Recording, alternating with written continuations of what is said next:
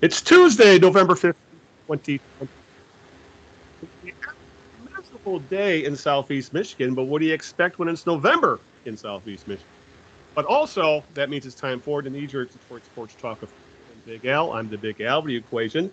Al Beaton, time Detroit-based podcaster and blogger. And before we get to an introduction here, I need to go through a little bit of an explanation because my podcast partner of like almost a decade and a half, Greg Eno, not with us. One of the reasons we missed last week is, well, Greg's got a family issue. Now, it's not super serious, but it's something that's taking up a lot of time and it requires things to be calm and being on alert at home.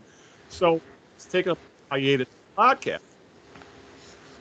And podcast going on a long-term hiatus. I don't know when Greg's going to come back. It could be 2 weeks from now. It could be a few, even much longer. We don't know. Greg's in. But rather than go on a long hiatus, we found a pinch hitter, and we're hoping he can Wally Pipp, Greg, or maybe for the younger crews, maybe he'll get Drew Bledsoe. Maybe for the younger generation, will figure that out. But we have a guest host who is a podcast neophyte, but knows a lot about Detroit sports and has a lot on his mind, and that would be Nick. Nick, introduce yourself, tell the listeners about yourself, whatever you're comfortable with, and kind of fill us in. Right on. So, first of all, I'd like to thank you and Greg for even entertaining the idea of having me on here. Yeah. So that's the first thing, and I'm looking forward to this because while I'm out in sunny and dry Seattle, and actually right now it is sunny and dry where I live, I am originally from the Detroit area, born and raised in Dearborn, and a U of M grad, and I've been a Detroit sports fan no matter where I've lived. So I've stuck to it. Even for a while, well, it's questionable how much I stuck to the Lions, honestly, but, you kind of can't completely divorce yourself from them. Yeah. So, but I do pay attention to my Detroit sports and I stick with them. I know it's been a painful time in the last few years, but yeah, I still enjoy it. And I will also kind of like give just a broad shout out to guys on Twitter that I've been exchanging sports commentary with.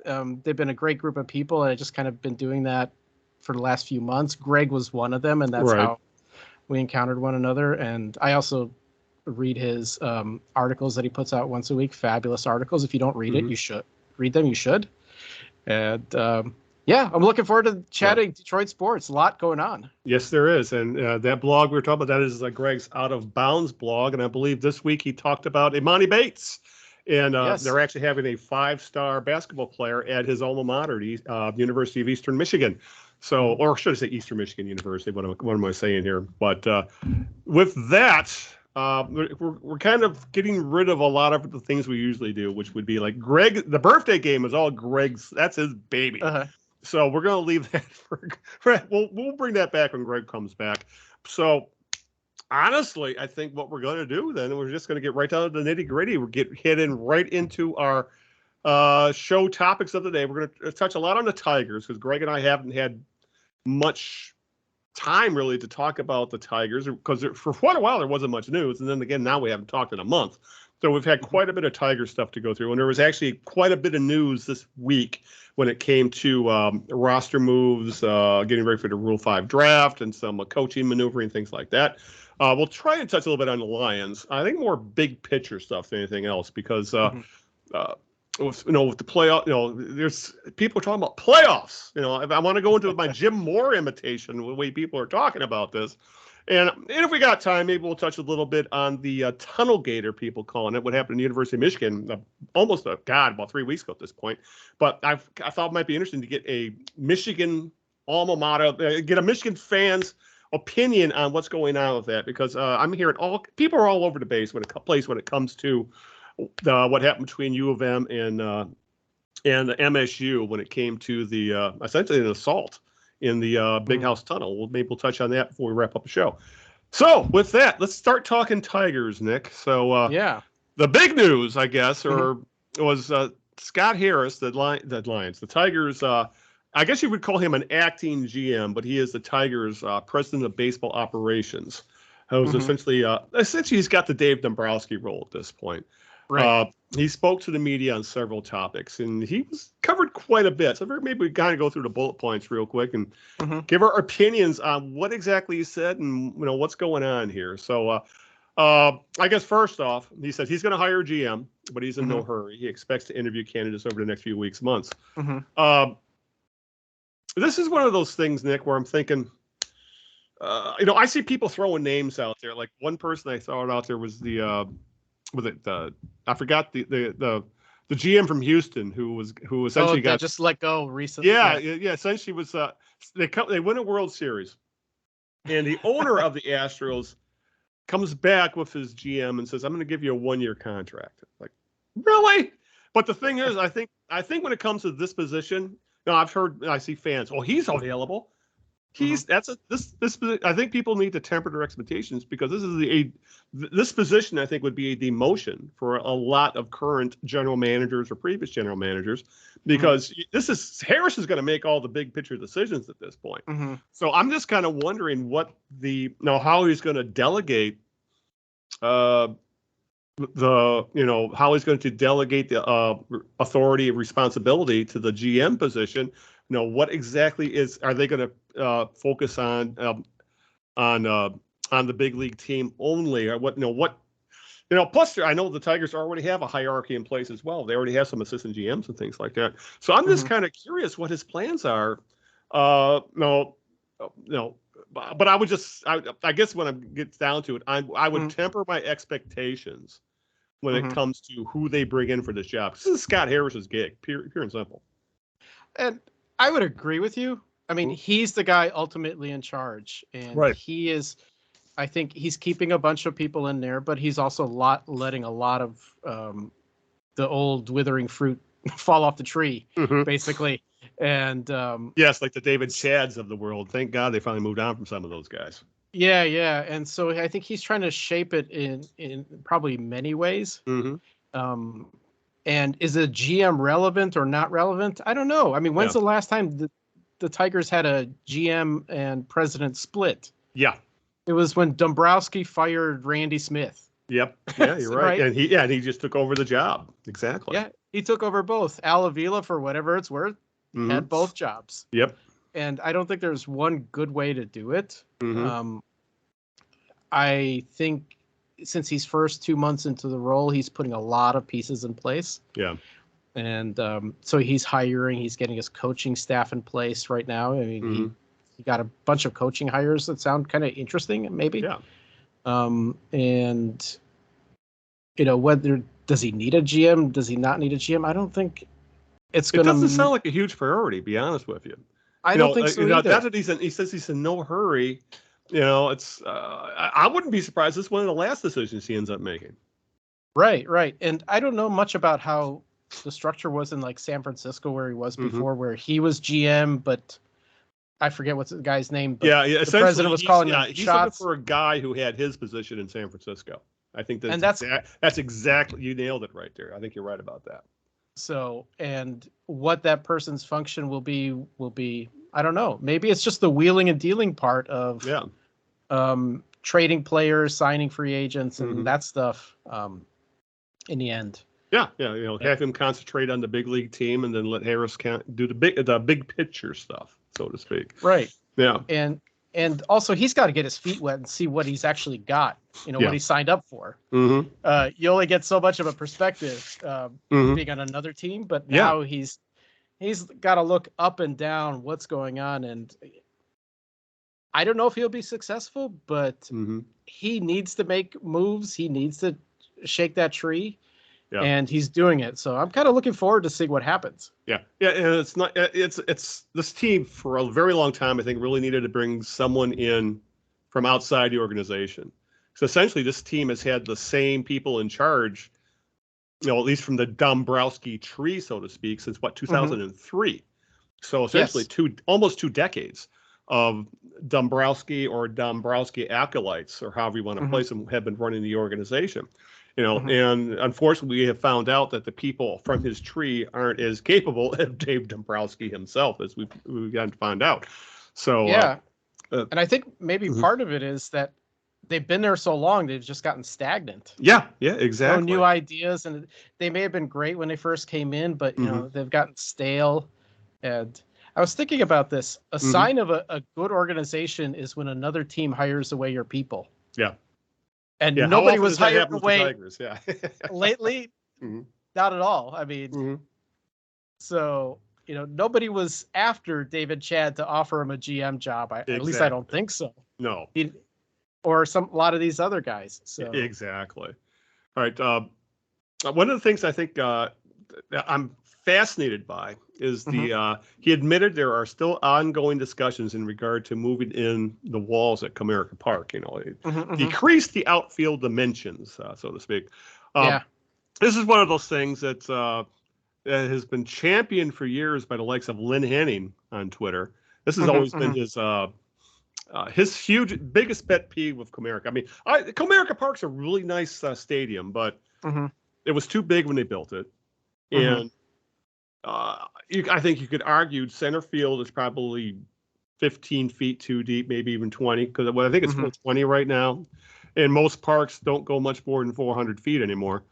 And obviously, you got where home runs go to die in right center, with that where it juts out in the power alley, and the damn wall is 15, 20 feet high, whatever it is.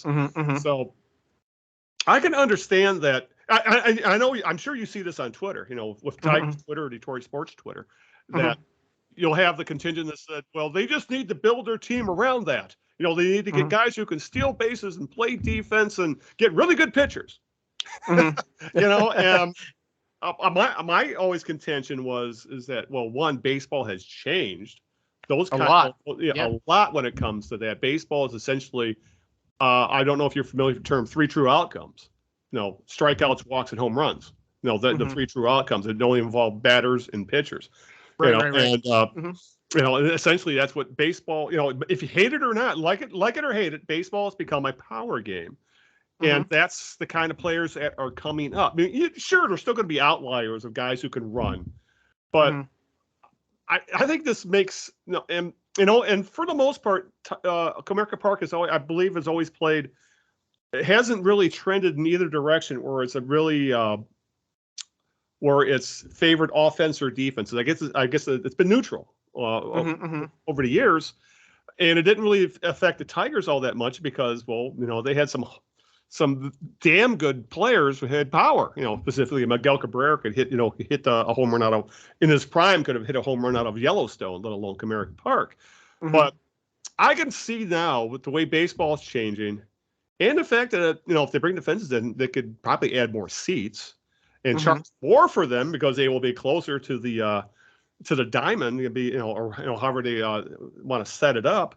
But this is one of those things where I can understand them wanting to do it. It's they partially course corrected. What was it, about 15 years ago, when they put the bullpen in left field and brought the fence. But yeah, this is something that when they screwed up when they built Comerica. They built it too big. And I could go on for a while about other things they screwed Comerica, but that was the biggest mistake they made, because it always comes down to, remember Juan Gonzalez. Complained about the dimensions, and it's happened over the years. Nick Castellanos, who hated Comerica Park, and look how he just tears it up in the National League, which has, for the most part, I think, smaller ballparks. So I have no issues if they decide to, let's bring them in a little bit, because that's where the game is going today. I remember that it was kind of a head scratcher when I heard that Comerica was going to be so cavernous and like that. And but I think you're right that today's game is home runs. And I think the most boring games can be pitchers duels or anywhere where pitchers are dominant. To be honest, it's just there's no scoring there. Right? It's not that interesting. Home runs are it seems like every team has 2 or 3 guys that can throw 100-mile-an-hour gas. Back in the day, those guys were outliers. Now every team's got one like that. got more than one like that. Yeah, and so like I was always wondering too with like Comerica Park, you have to build a very certain type of team, and it's customized to your park and none of the other 30 plus parks or however many there are. Yeah, and then I wondered too, it's like, how are you going to entice a home run hitting free agent to your ball club? Yeah, it's like, well, yes, we'll give you a lot of money, but you're going to knock off like maybe 5-10 fewer home runs a year. At least, yeah, just exactly. Because of where you're at. Yeah, exactly. And who's going to want to do that? I mean, essentially the way Comerica was originally built, the Tigers would have had to have been the 1982 Cardinals. When they the small ball, I hate small ball. No, I've always gone with the belief that if you play for one run is all you're going to get. And Earl Weaver. I mean, I've said this on the show a few times, and I've driven this home to Greg. Earl Weaver was one of the godfathers of analytics because he believed that a rally was 2 walks and a 3-run bomb. And that was the Orioles' offense in the 70s. And that's what baseball in a lot of ways is today. And the Tigers really have to pivot into that. And it kind of goes into what we're going to go into some of the type of players Harris is looking for, because the Tigers don't have power. They don't have guys that walk. And hell, they don't even have guys that hit for average, except maybe Harold Castro, but he's the worst 300 hitter around. So that's what I guess has really gotten my goat about this team, is that usually a team is good at least in one phase of the game, offensive, even if they got guys who can put the bat on the ball or guys who can take a walk. This team doesn't have anybody that's, they got a couple, like Eric Haas, good power hitter, but he's not an everyday guy, and you got Harold Castro, who can put the bat on the ball, but really doesn't do anything with it. But this team doesn't really have I guess that's what Harris is, a philosophy when it comes to offense. They just have a bunch of guys that hack. And that's what I guess has become so frustrating watching the Tigers over the last few years. Yeah, I mean, there's like no identity. They're not hitting for average and getting on base and trying to run around like the old Cardinals teams you're talking about. Yeah. With the Willie McGee and Vince Coleman and all those guys. Right. And they can't hit a home run at all. I mean, what's at the end, Baez hit 17 home runs. That was I think 17. I believe it was 17, which led the team, I believe. Yeah. Haas had 14. Yeah. But, they didn't have home run hitters. I think Greg once said it, they have a bunch of quadruple A baseball players. Yes. That's a good way to put it.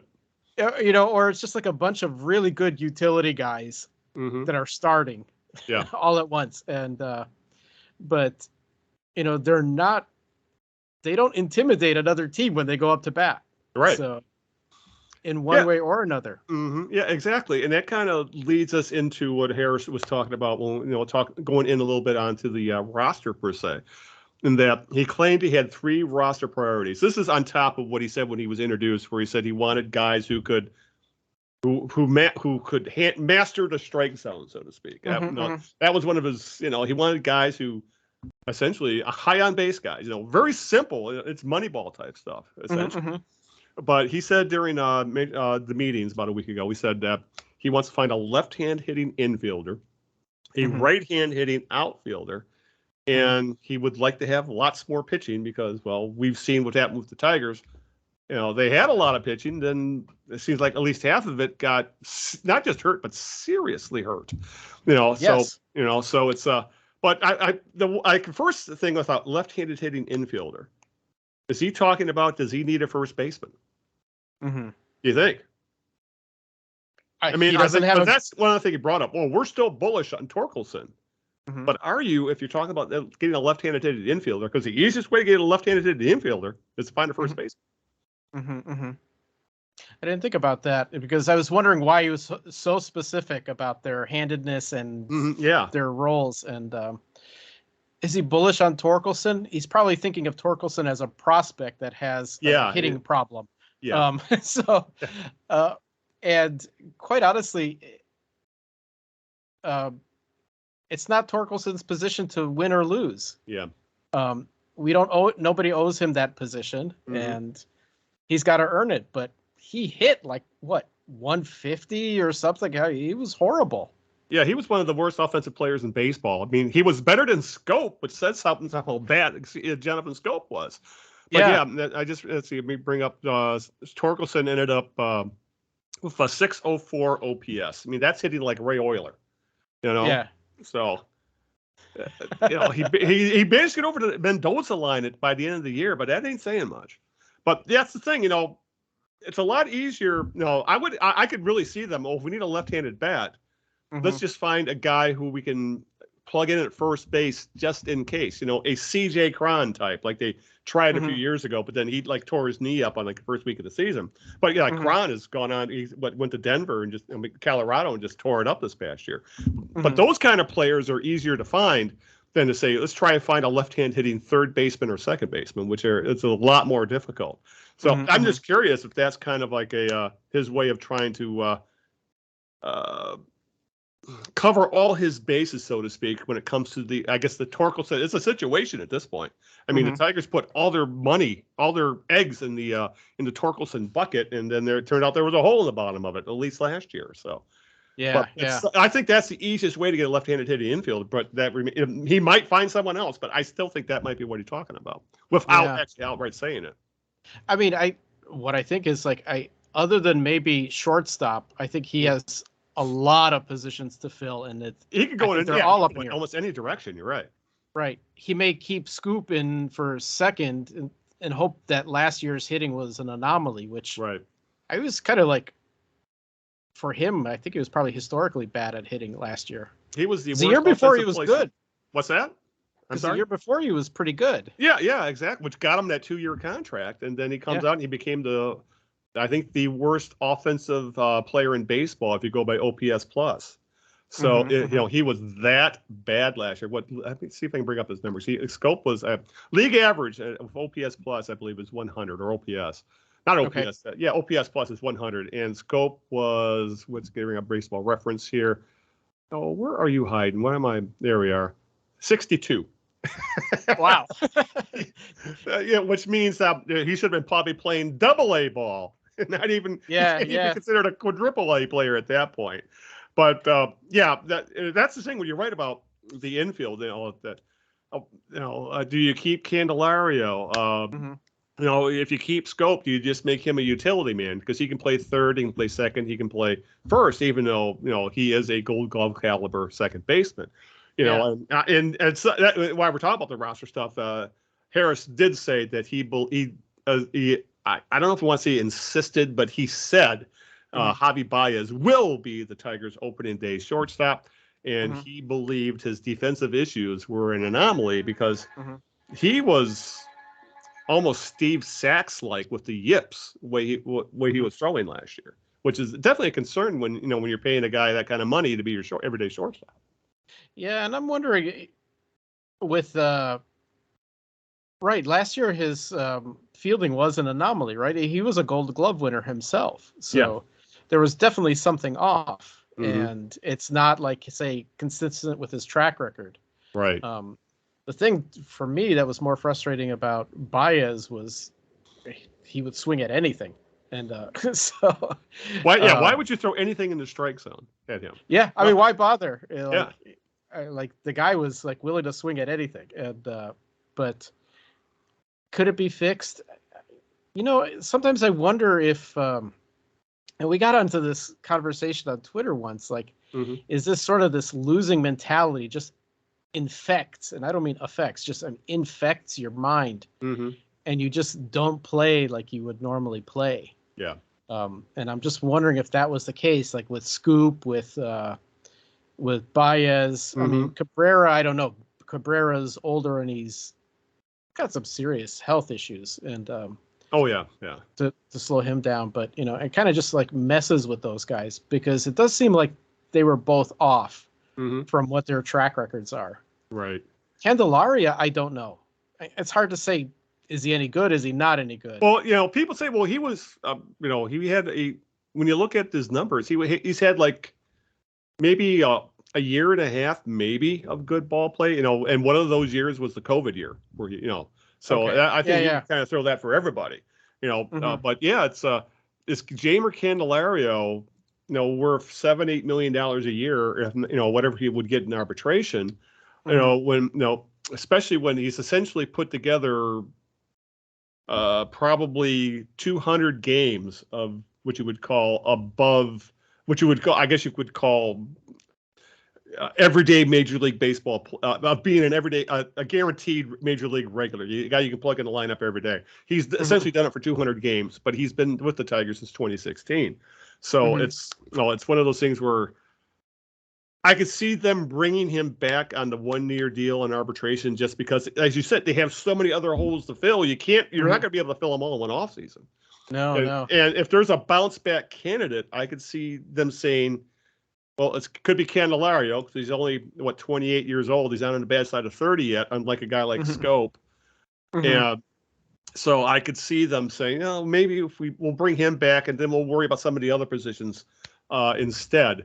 But there's no way I would invest any long-term money in a guy like Candelario right now.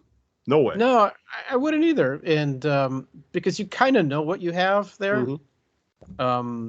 Could he turn around and all of a sudden be great? That's probably low probability. Yeah. And so, do you bring him in just because you need a catcher more desperately and you're willing to pay for a catcher? Yeah, which we'll talk about. Yeah. But yeah, exactly. It's because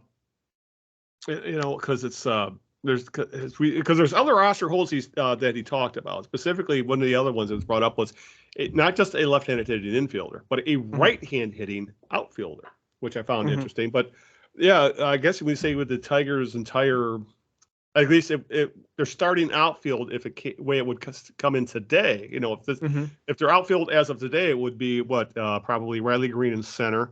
Yep. You'd have Austin Meadows in left, and probably Baddoo, I'm guessing, or Willie Castro in right, or some kind of platoon. Yeah, probably a platoon involving Baddoo as the left-hander and as the strong side of it. And so I could understand them wanting, because Eric Haas, much as I like him as an offensive player, he's not a guy you want to throw out in the outfield for 130 games. You don't want him catching 80 games either. He's not, he's a guy like Haas, or who's the rookie that tore it up towards the end of the year, Kerry Carpenter. Yeah, you might be another guy who would be possibly be able to plug into the outfield, but he's also a left-handed bat as well. But he was actually pretty impressive in his little call up. He actually put up a .5 WAR in just that final month of the season and put up almost 800 OPS. He hit for power, which this team desperately lacks. But again, another left-handed hitting outfielder, which for some reason it seemed like for years that's all the Tigers had was right-handed hitters, and all of a sudden they're overloaded with left-handed hitting outfielders, and now it looks like it.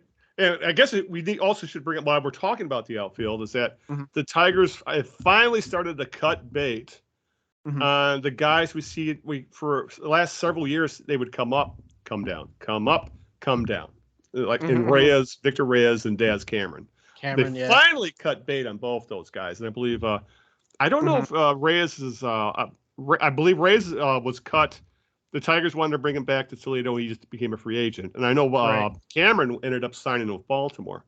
But that's the other thing that, as long as we're talking about the outfield, it seems like Derek Hill would be another one. It's like, when is the time to cut bait on some of these guys? Because we know what they are at this point of their careers. Like when you talked about Candelario, could he take the next step? Probably not. He's going to be like 29. At that age, they are what they are. That's when they say, well, look at the Javi Baez, when he had that half a year when he was in, not even half a season when he was with the Mets, and his on-base percentage was pushing 400. Well, we found out that was just an anomaly. That was baseball. Half a season, half a season with some luck involved.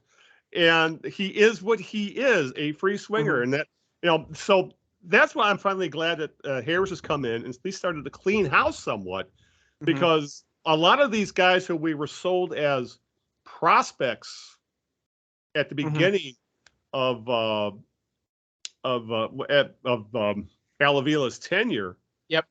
We know what they are at this point, because these guys were maybe been prospects when they were 20 years old. Mm-hmm. They're now 25, 26, 27. They aren't prospects anymore. They are what they are. And as you said, what Greg says, most of these guys, I think, have proven to be 4A. They're guys who were slightly below replacement level, who you could call up in a pinch, but they're not everyday big leaguers.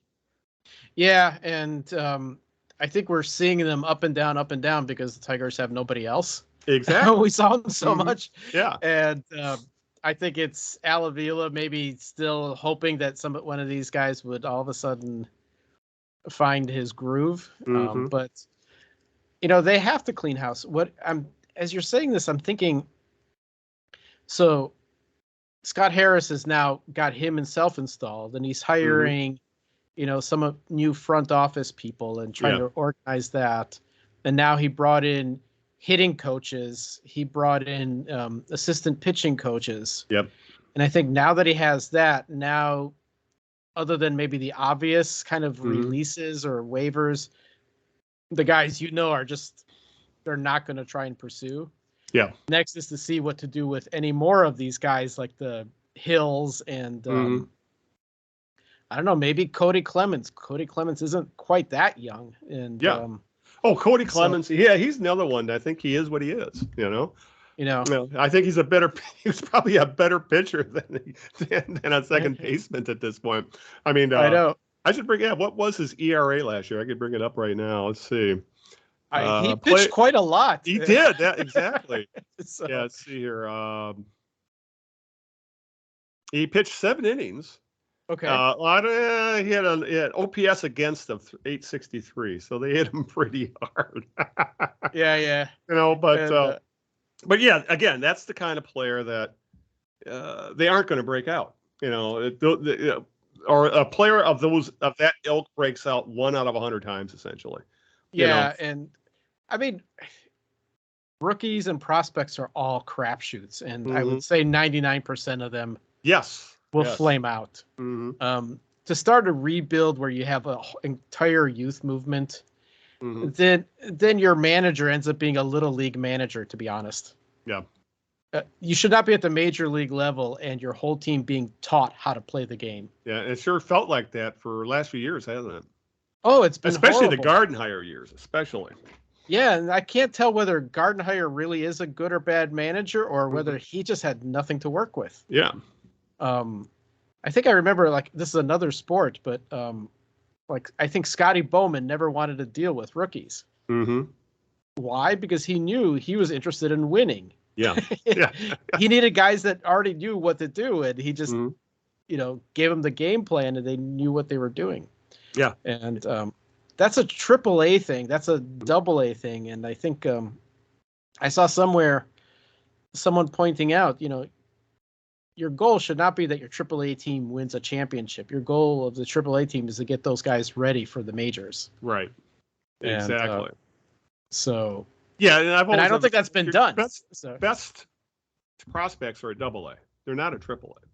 Right. Or if they're AAA, they're there for a cup of coffee. Then they're on their way. Right. Exactly. And so it'll be interesting to see now that Harris has a lot of his staff in place, or the coaching staff. I think now they'll give a real hard look to whatever these prospects are that are still around, and whether they jettison those guys. Yeah, because that is worth bringing up. That happened late this afternoon, that the Tigers added several to the coaching staff. They hired 3 hitting coaches, and an additional assistant pitching coach. So that gives them 3 on each side, 3 hitting coaches and 3 pitching coaches. And they replaced. It was announced that they replaced I believe their head athletic trainer was reassigned to Lakeland, so they now have a new athletic trainer as well. That was all announced today, along with other.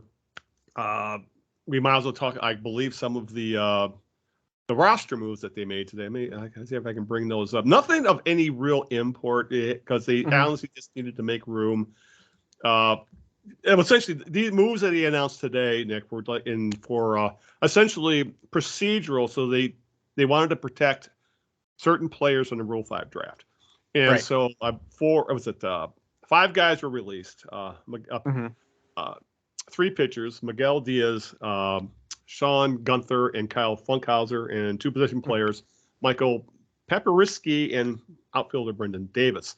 And obviously, of those names, the only one I think any Tiger fan would recognize was Funkhauser. And as a Tiger fan, I would what do you call it? Confirm that. Yeah, yeah, exactly. And Funkhauser has been hurt for like a year and a half at this point. And I believe when I saw that come up, and I double checked on that, he still isn't throwing. No, he's just doing very rudimentary type rehabbing. Because I saw somewhere online where there was rumors going around that his injury could be a career ender, which would be a shame for a guy who looked like he had figured it all out. But again, this is the issues you have with rebuilding around arms, which is what the Tigers tried to do, and almost all of them got hurt.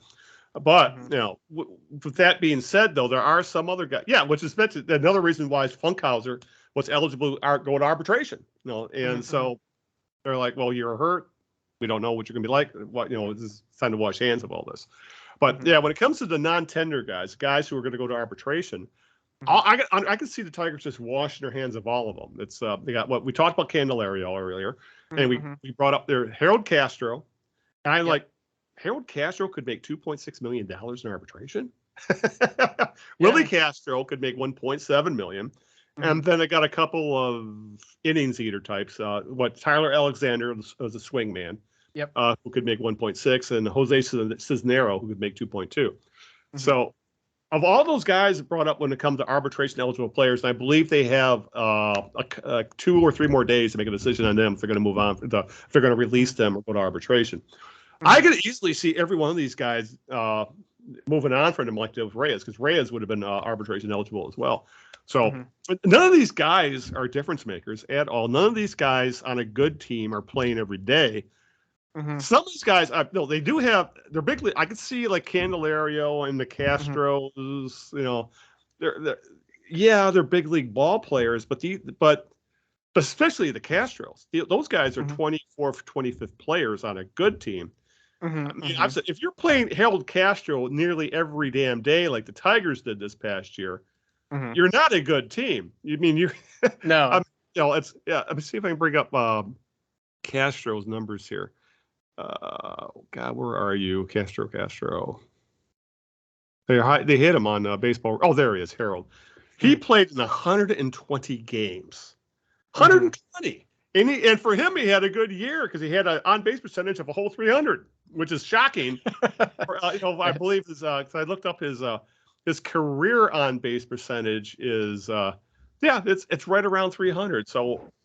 My God, what got into Harold? I don't know. But the thing is, though, a guy like Harold, there is a place in baseball for you bring him off the bench late in games, and you need someone who's is going to put the bat on the ball. Awesome. I'd love seeing Castro at the plate.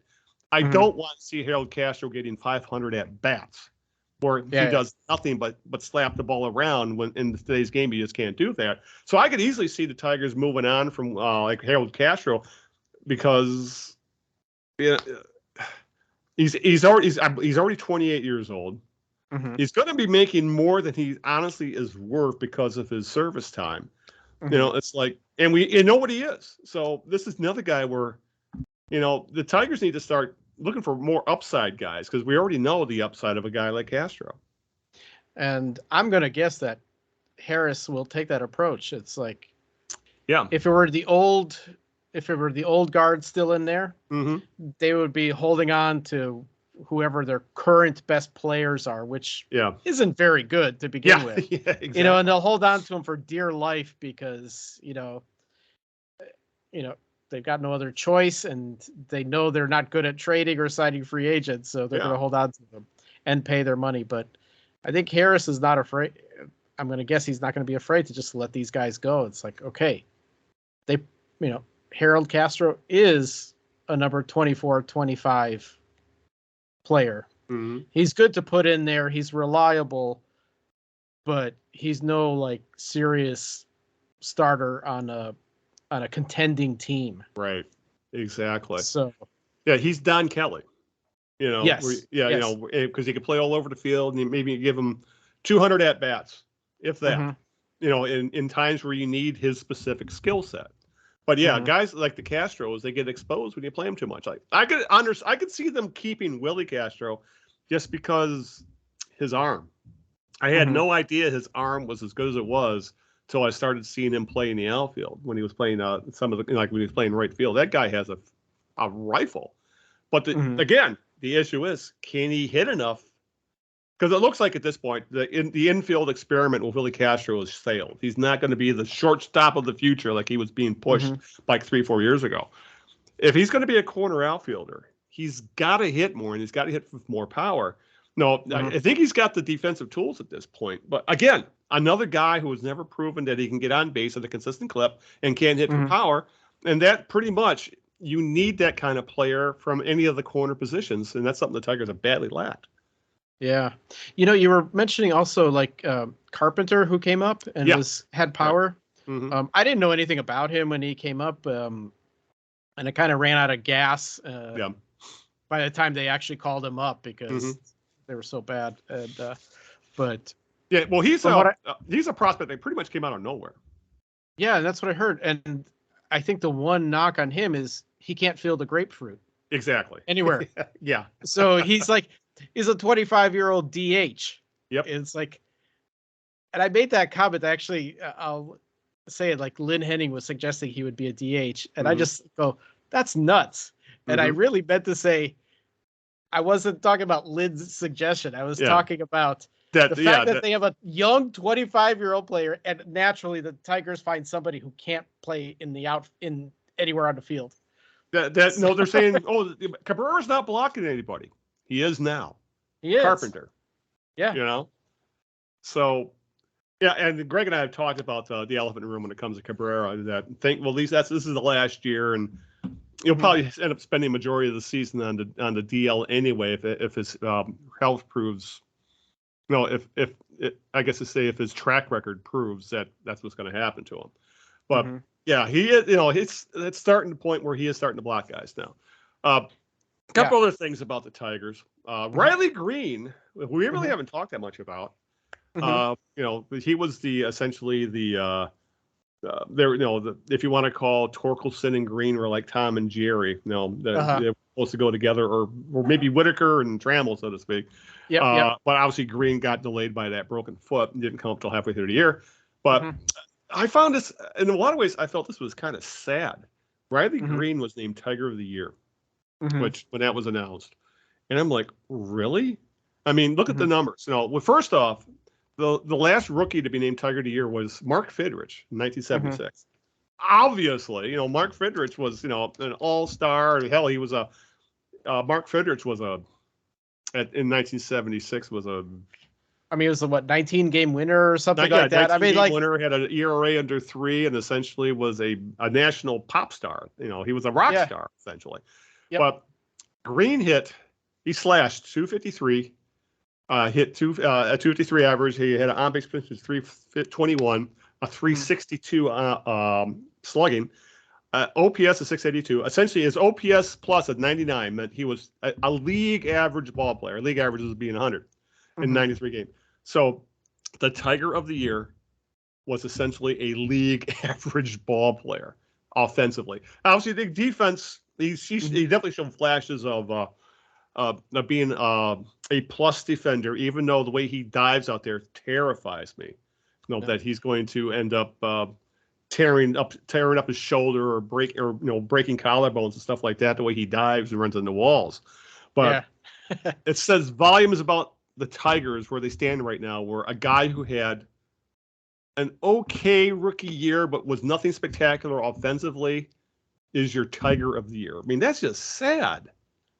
It is, but I mean, they had like a historically bad offense. I mean, it's really bad. I haven't seen the numbers, but they might be worse than the 2003 team. I think they are, honestly. As so it doesn't surprise me. And like, who would you choose out of the pitchers, really? Most of them got hurt. The good ones, anyway. You basically have a staff of relievers. In the end, right? All of their, they have a small army of guys on Tommy John surgery recovering. And so it's not surprising, but I think it is sad. It is telling when some guy who's just like, whose stats are meh, is basically your Tiger of the Year. Yeah. So. Yeah, it's just, I just brought up the 2003 Tigers here. And, well, they had Carlos Pena, who hit 18 home runs, had a 772 OPS. They had Eric Munson actually had an okay year. Remember Eric Munson, he was supposed to be the next big thing. He hit 18 home runs, had a 753 OPS. Craig Monroe was just coming into his own at that point.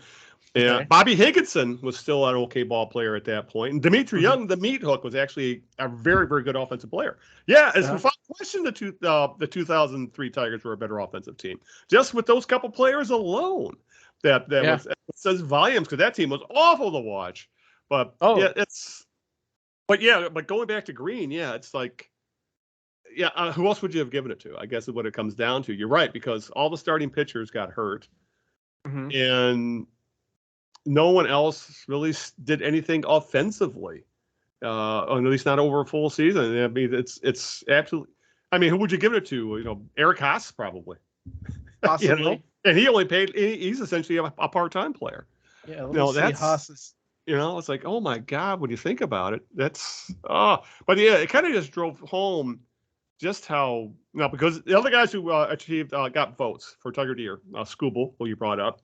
Yep. Haas, who I just brought up. Harold Castro. Here he is. There's that name again. Gregory Soto, who was,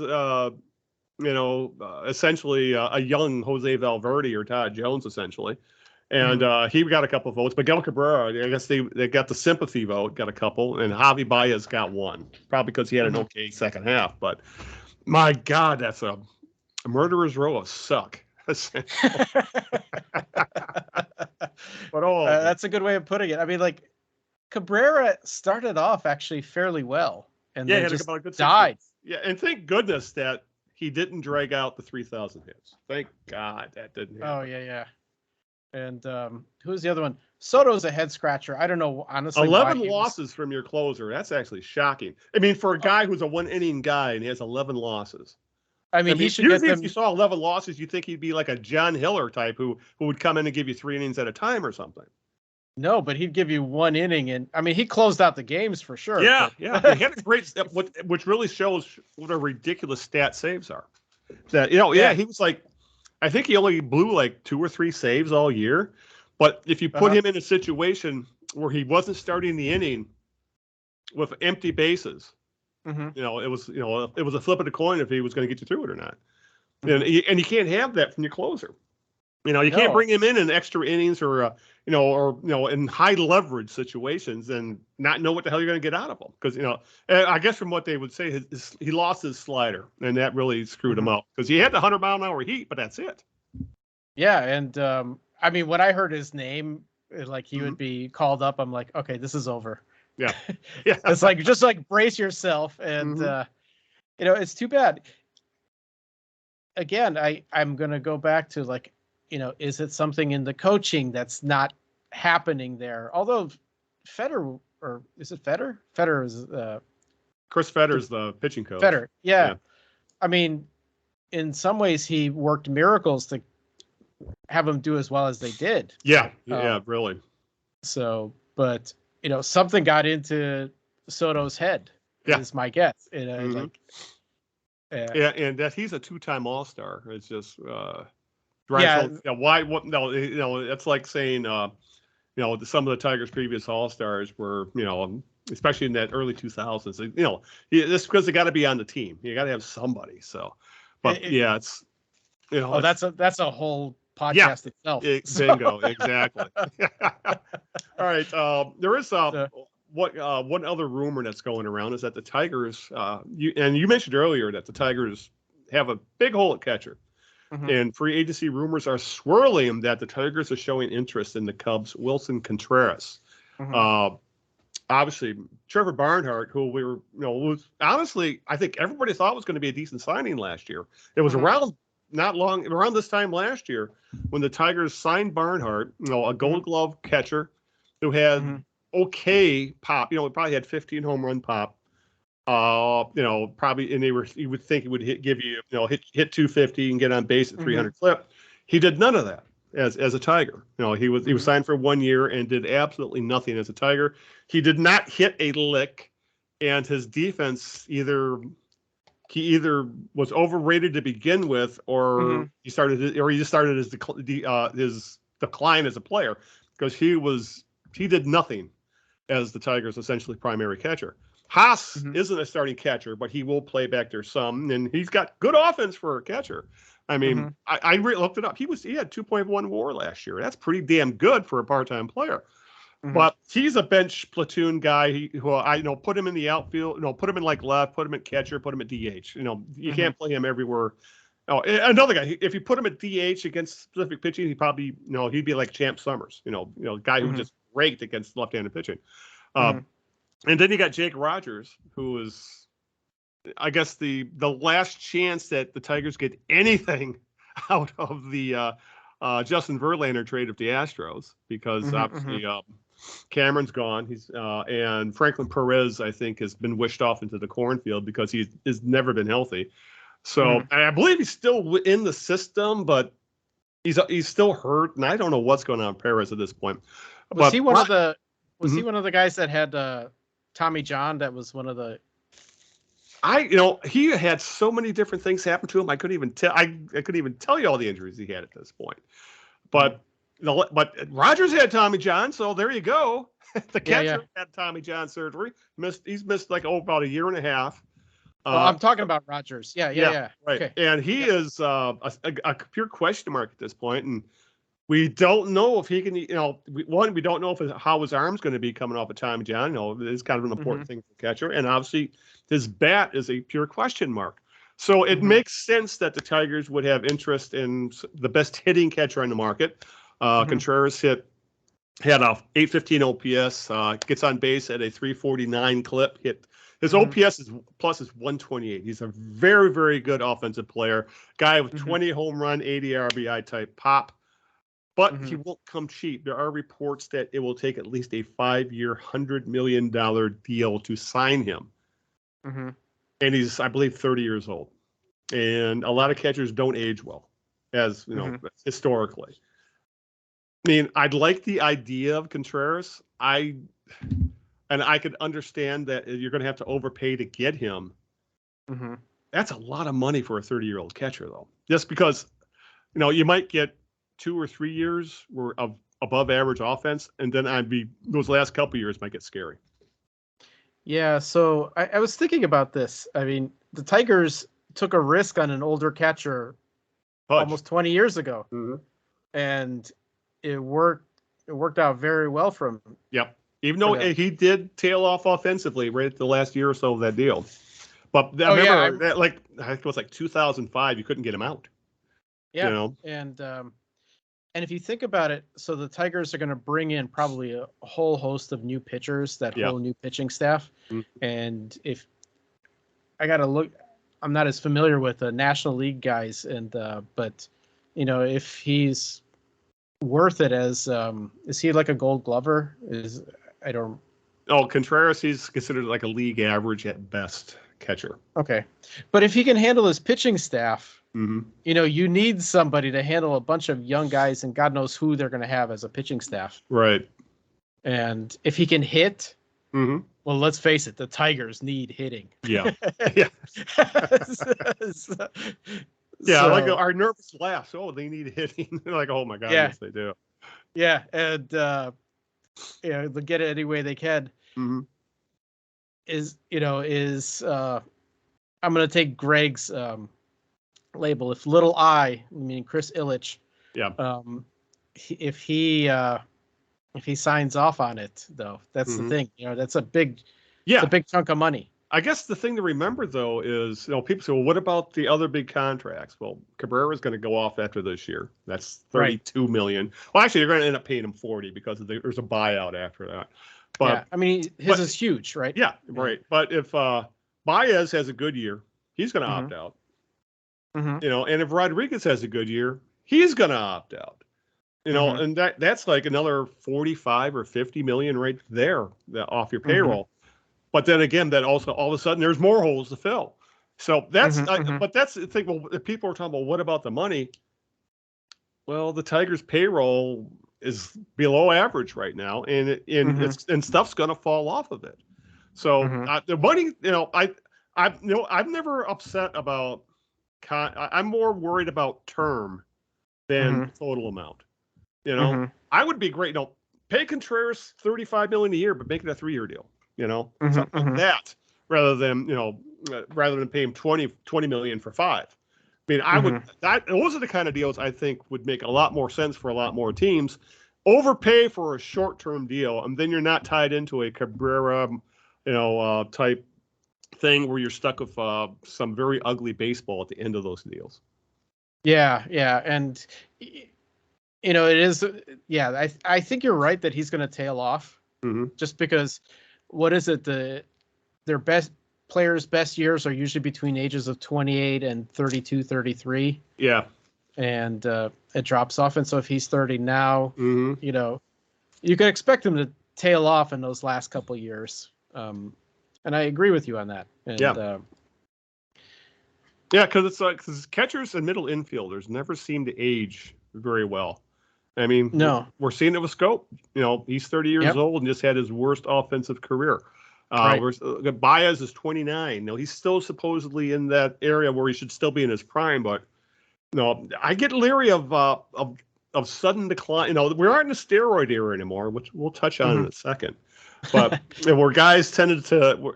They were like, remember when Barry Bonds was, hitting 70 home runs at age 39, whatever it was? Yeah, but it's a different era. Yeah. We're not seeing that kind of stuff anymore. Because when we were younger men, ball players, by the time they were 35, they were, except for legends and they were done for the most part. When they were hitting their early 30s, they were at the tail ends of their career. I mean, Al Kaline was 36 when he retired. And there was a period there where when some of these guys were 36 years old, they still had 5, 6, 7 years in them of productive baseball during the steroid era anyway. So, I think people's thoughts got a little bit clouded as to how long baseball players really stay productive, because there was that 15-year period where we had the Jeff Kents of the world staying, hitting 40 bombs when they're 35, 36 years old. When going back in, the 60s, 70s or whatever, those guys were at the tail end of their careers. They were falling off rosters at that age instead of being MVP candidates. So that's where things have changed today, where it's more. I think it's more like that again. Yeah, I mean, having a guy kind of close to 40 is pretty much an anomaly. I mean, well, Verlander is an anomaly, right? Yeah, exactly. People say, well, how come you can find a guy like him? Because that's a once in a generation ball player. No, I mean, he's Nolan Ryan essentially. Yeah, basically. And he's had a couple of years where he hasn't pitched even. So exactly. Yeah. He's been injured. So, and I think he's even had Tommy John surgery. So yeah, this was his first year back from after Tommy John, and he was again a freak of nature who's going to win the Cy Young. Those guys there's a reason he's a Hall of Famer. And those guys are outliers. Those guys are freaks of nature. Those guys are generational. Most players aren't that. You're right. No, most of the time you kind of gas out when you're 35, unless you're doing the PEDs. So yeah, exactly. I'm a chemist, so I look at it as better living through chemistry. So well, gives us a good segue, because I know you brought this up when we first talked, and that is Lou Whitaker getting snubbed for the Hall of Fame again. The Baseball Hall of Fame released its ballot for, quote, Contemporary Baseball Era Committee, which covers players who started in MLB from 1980 forward. Essentially, ball players who had the majority of their careers from post-1980, which Whitaker would fit in, because I believe he came up, 77. So, and he played until into the 90s. So, and the longtime Detroit Tigers second baseman was left off this ballot.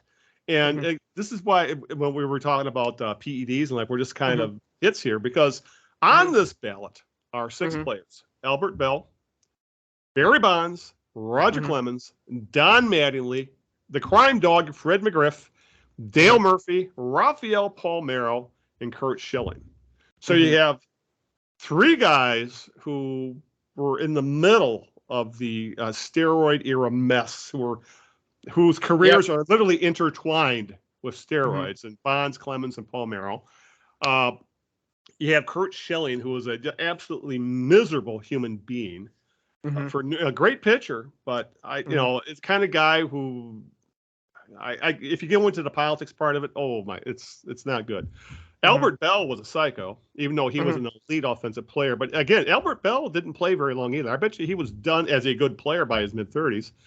And then Mattingly also had a short peak, and Fred McGriff was one of those guys. I would compare him to Harold Baines. He was a good player for a long time, but did you ever think of Fred McGriff as a Hall of Famer? I never really did, but here we are. And Dale Murphy, another guy who was as good as it came for about a 5-year period, but that was essentially his career. That 5 or 6 year period was an MVP candidate every year, and then he just fell off the table. So, and then you look at Whitaker, who was a very good player for a very, very long time, who didn't have the peak of most of these guys, but he also didn't play in a big market like Mattingly and Clemens and some of these and Schilling and these guys.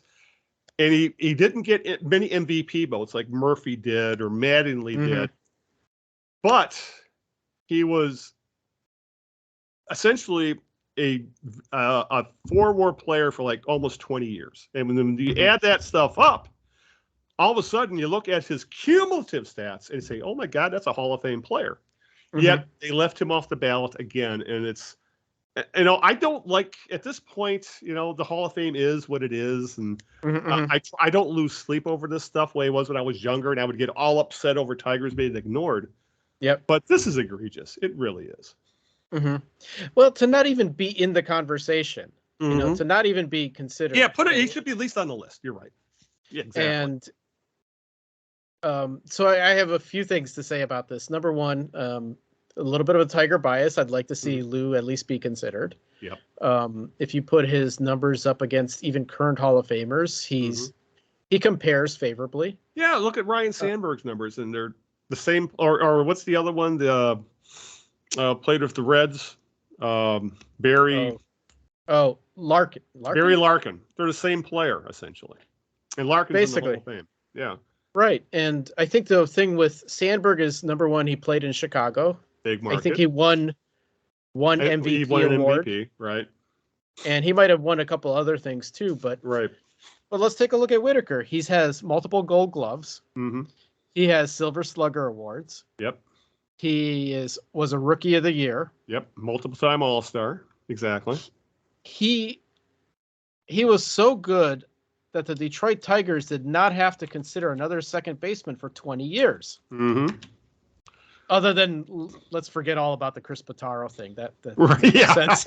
Let's move Lou Whitaker to third base. Oh my God. Yeah, like figure that out. I mean, that's one of Sparky's kind of like senior moments there. And but for 20 years, you have a solid third baseman or a second baseman. How many teams can say that? And I think his I saw some stat about his career where was like 75.1 or something of that sort. And that is favorable to like a lot of other players. Yeah. So, yeah, you're right. He should at least be in the conversation. WAR for his career. That's Hall of Fame level. It really is. Right. And then if you want to look at the people who they put on the ballot, some of them, you could make an argument for Mattingly. You can make an argument for Griff. Yeah. McGriff, and Murphy, and even Schilling. He was a good player, but and there are probably other jerks in the Hall of Fame too, right? So, he is kind of like he kind of does rub you the wrong way in terms of like his politics and what he has to say, but does he give an argument for the Hall of Fame? Sure. The question is these steroid guys, that team. The question is that a bad thing or is it a okay thing to have them use steroids? We're outraged that they're cheating, they're using steroids, and like but so and of course during the regular voting process, they never got in. But actually their vote percentages got higher and higher over time. Yeah. Why? Question is why? Are you kind of like changing your mind? Is it revisionist history? Is what is this? And so, but I also looked into like who made the decision to put people on a ballot. Right. And it was the Baseball Writers Association of America, the same folks who come up with the ballot and vote during kind of the regular voting period for Hall of Fame. Which I always wondered, why them? Why should they be the last authority on who goes into the Hall of Fame? And why not coaches and players who are contemporaries of the guys you're voting on? Yeah. Whenever possible. Never mind the Haas Radburns from 100 years ago, but like, why not those guys? Because there are certain pitchers that had to pitch against Lou Whitaker. Yeah. Why shouldn't he have a say? So it's like, damn, this guy was hard to get out, or whatever it might be, or like I tried to hit something and he threw me out like repeatedly, or whatever it might be. Yeah. It's, so I'm at the point, if the steroid guys, I'm kind of reached the point, just put them in, numbers wise, you could argue Bonds and Clemens specifically. They had Hall of Fame careers before they got tied in with the PEDs anyway. Yeah. And Palmeiro, he had 3,000 hit guys, and I personally never thought him as that much of a Hall of Fame lock. I think a lot because he was a first baseman / DH, and played a lot of his career in Texas. But if you look at his numbers, again, his numbers do hold up. So, I mean, I would make a Hall of Fame argument for those three guys over Manley, McGriff, and Murphy anyway. It's kind of hard to say, and that goes back to like, how are you going to treat this PEDS thing? Yeah. Are their numbers fake? Are they not fake? Is that what you? Yeah, that's the question, because then again, you go back to, well, there's always been something in baseball. I mean, Hank Aaron took amphetamines, for example. That's right. A lot of those guys did. Yeah, a lot of those guys, they took what they called greenies, which they were amphetamines. Yep. Hell, Babe Ruth was probably an alcoholic. So, so who knows? But there was probably always something or other with a lot of ball players, and and I guess the argument is none of them were ever suspended, other than Alex Rodriguez and I think a couple other players. Like Bonds and Clemens and Palmeiro were never suspended for their being tied in with PEDs. So, if they're going to be blackballed, they should. There's baseball. Then they should have done something like they did with Pete Rose. He said, if you've done this, you're out, pure and simple. But and that's a whole nother can of worms with Pete Rose, and that yes, we're going to keep you out of the hall for gambling. And now baseball has gone all in partnerships with gambling companies, which is like, the hypocrisy is, well, again, that's baseball's always been filled with hypocrisy, but that's one of the more noticeable things that going on in baseball right now, where for decades they always said the worst thing you could do as a baseball player or manager is gamble on the game. Now you can probably legally gamble on the game, so hell, I gamble on the game occasionally because, we have legal sports betting here in Michigan. So I have like 3 apps on my phone if I want to place a bet, but again, though, and then when you watch the games, every league is now tied in heavily with with all the sports books. It's crazy. So again, it's all hypocrisy. And sometimes, when you talk about the baseball writers, especially the older ones, they really do tend to be holier than thou. And I think their gatekeeping tends to be, they go a little overboard on it sometimes. Like, this hall is a sanctuary. If the hall was a sanctuary, Harold Baines wouldn't be in the goddamn hall. So, Harold Baines, good ball player. He's not a Hall of Famer. But I agree. He knew people and people liked him, and he played in the league for 20 years, so they put him in. And then he was a DH for a good portion of his career, So when stuff like that happens, then but they don't put in Shoeless Joe Jackson, who from all accounts might have gotten railroaded during the Black Sox scandal. There's no, I don't think there's any definitive proof that he actually threw games. But his stats were actually good too. Yeah, exactly. He put up good numbers in that series, but he was blackballed from the game anyway. And he's not. He's a Hall of Fame player that should be in, but he's not. But so it does that. That's kind of why I've kind of washed my hands of the whole baseball Hall of Fame argument. And then I think the last hill I'm going to die on when it comes to Hall is Lou Whitaker. So yeah. After that, then do what you will. Get Lou in, and then I'll walk away a happy man. That's right. But don't get me going on the Tigers not retiring his number till this past year. Even though it was supposed to be pre-pandemic, they should not have waited 20 years to retire his jersey. Oh God, yeah. Oh, let's not talk Detroit sports and retiring jerseys. Oh. Well, then again, you got the Pistons on the other hand. If you if you were the 12th man on the Bad Boys teams, you're likely going to get it retired. But I was thinking of Fedorov and the Red Wings. Oh, that's another one. Yeah, like the Pistons go overboard of retiring jerseys. And then you got there's a couple. Fedorov should be retired, and that's just the Ilitches being petty, pure insane. Oh, yeah. No, because of the Carolina thing, where he signed that poison pill contract and forced their wings to match. And now when you look at the money of that contract, that's pocket change today. Yeah. But yeah, it's that's a shame. That's a shame that he's Sergei Fedorov's a Hall of Fame hockey player. His number's not retired. That's ridiculous. I completely agree there. Yeah. All right. Before we start, we want to touch on a couple other things before we start. Okay. Exactly. We spent over an hour talking Tigers. It was actually kind of nice talking baseball because Greg surprising. and I have been talking way too much football lately. So it was actually very nice talking baseball. I miss talking baseball. Even with bad baseball, I enjoy talking baseball. All right. Okay. Since we have a Michigan alum with us, I wanted to touch a little bit on what I guess is now known as Tunnelgate.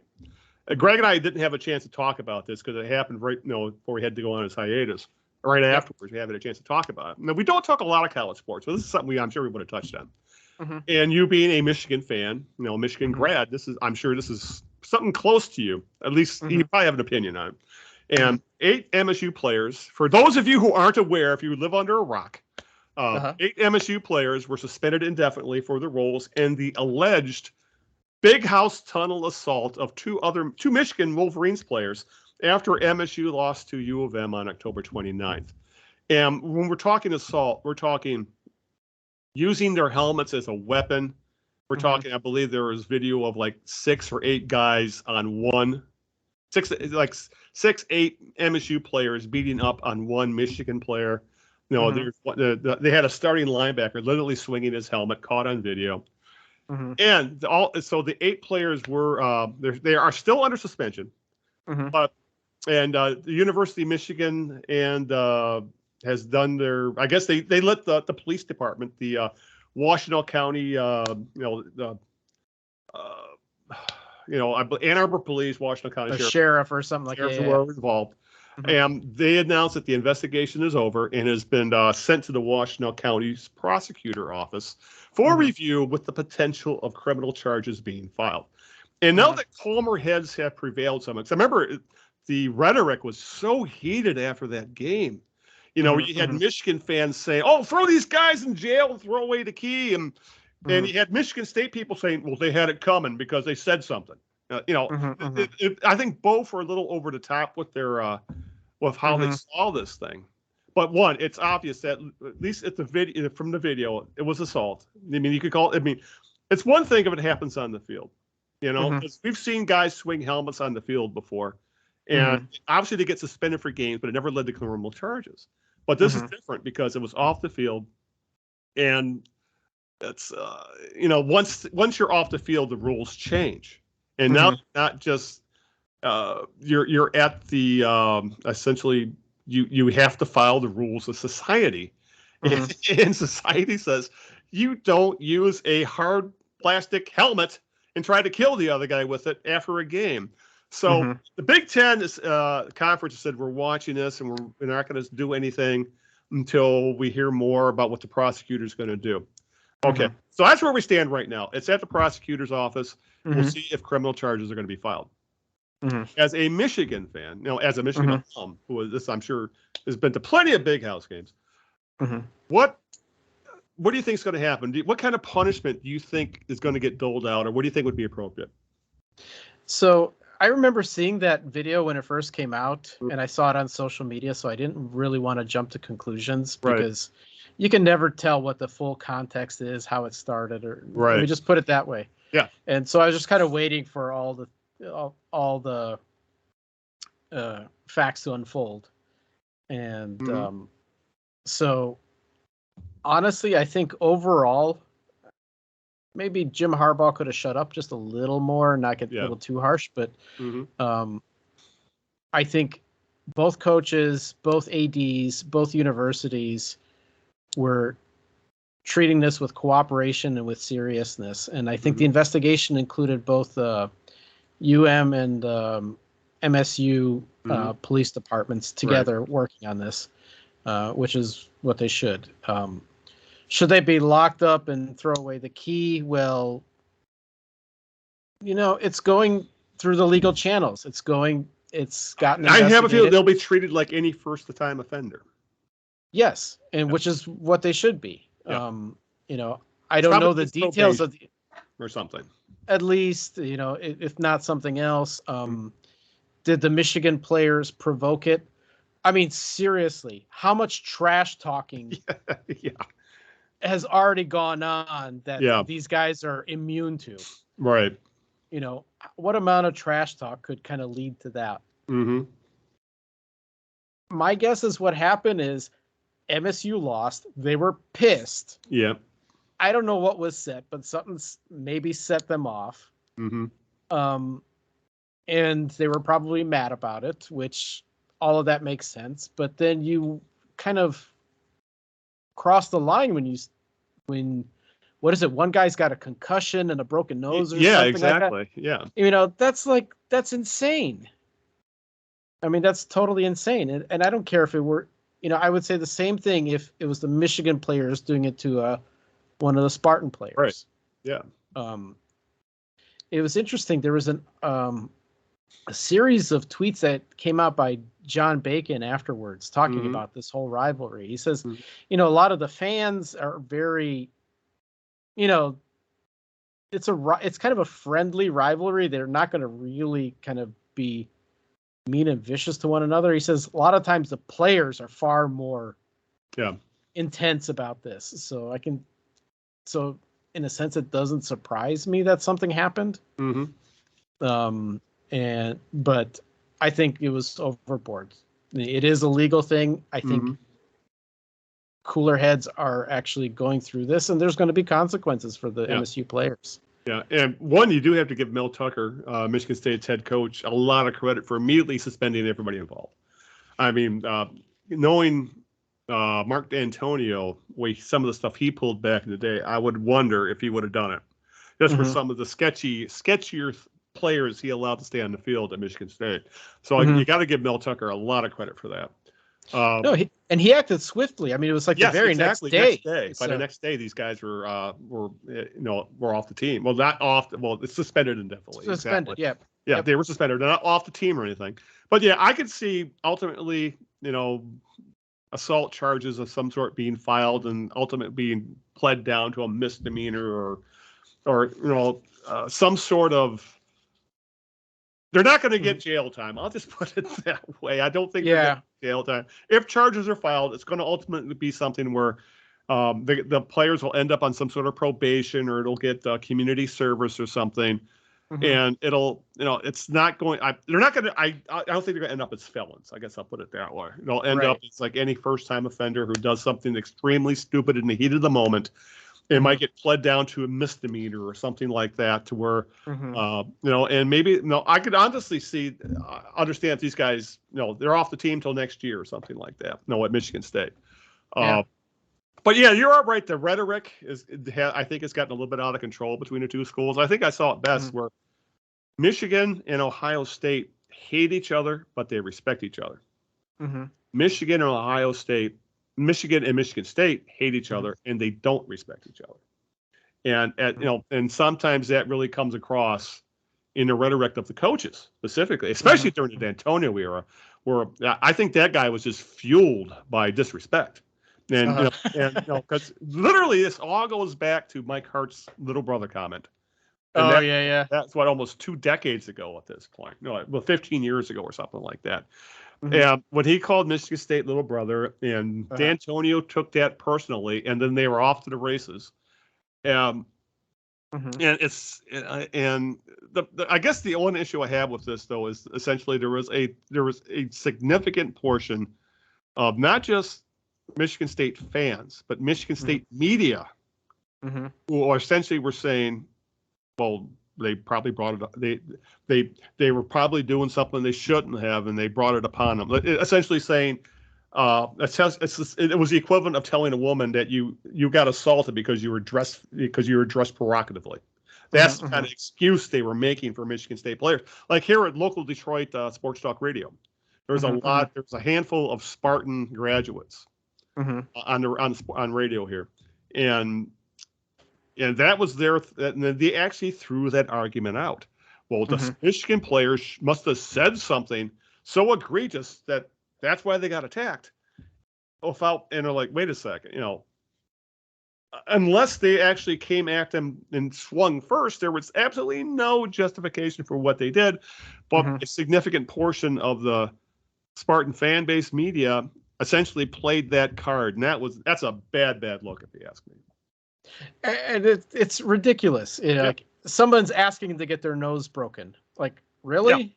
Like, what exactly did these guys say that they deserve to get, concussed or their nose broken or end up in a hospital? Yeah. Nothing. Yeah. Nothing. You think both teams weren't trashed, and like I said, both teams are probably trash talking each other the whole game. Yeah. Yeah. Exactly. It's all part of the game. And unless, what a Michigan player would have to be doing for a Spartan to kind of hit back is like, I can't think of anything other than if the Michigan player was trying to hit first and really trying to hurt the other guy. Right. Exactly.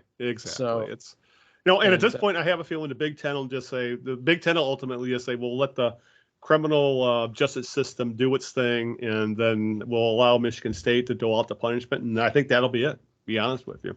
I don't see the Big Ten doing much of anything else at this point, if anything. Why would they? Unless there was some kind of rule that's attached to that. But already. But I think both universities are handling it reasonably, sensibly. Yeah. And same with like the sheriff's office. And let's see what the prosecutor's probably going to do. It's like any other 18, 19-year-old that decides to gang beat up on somebody at that point. Yeah, exactly. And that's how they're going to handle it. Yeah. It's not even a Spartan, Michigan thing, So and it's because immediately after the fact that evening and the next day, oh my God, I thought you would have thought these kids murdered somebody. It was a fight and it was ugly, but you're not going to throw these kids. They're not going to go to jail. They're going to be punished, and I'm sure. And once again, though, Michigan is in no position to be the arbiter of all that is good, considering they've got a pretty ugly history themselves when it comes to that has come out recently. With the Dr. Anderson stuff. And Michigan has done some pretty sketchy things themselves. I remember Brady Hoke putting his quarterback out there who was visibly concussed. And things. Michigan cannot play the holier than thou card either. This is big time college sports, and shit happens.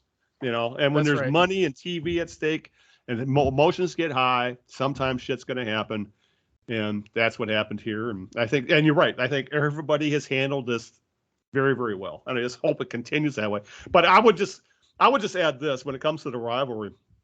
I I try to avoid sports talk radio a fair amount here because it's the same shit over and over and over for the most part. But Michigan State week is the worst because that's all it is, and the hosts are egging on both sides. The vitriol. I think that does play into the hatred.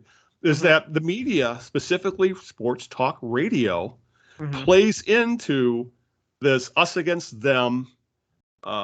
There's no middle ground here. You got to you're all for one, and you can't just dislike them. You have to viscerally hate them, and and I find that ridiculous. Because the local station here, 97.1 The Ticket, was running ads about because they had some sort of event before the game, but they had some Michigan people and some Michigan State people on a panel, and the ads were running some of the stuff their hosts were saying, and one of their head afternoon guy was saying, I hate Michigan with all my being, kind of stuff, and then you wonder why people get out of control over this,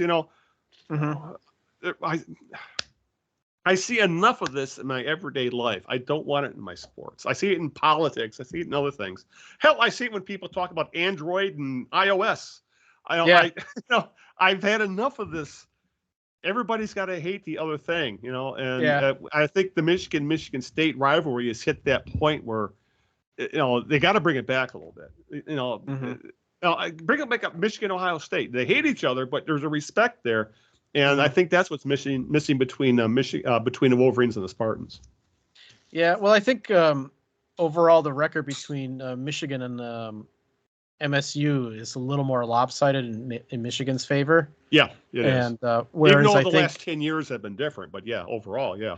Yeah, I mean, if you look through their history, I think it's a little more lopsided. And but I think with Ohio State, it's a little more even. Yeah.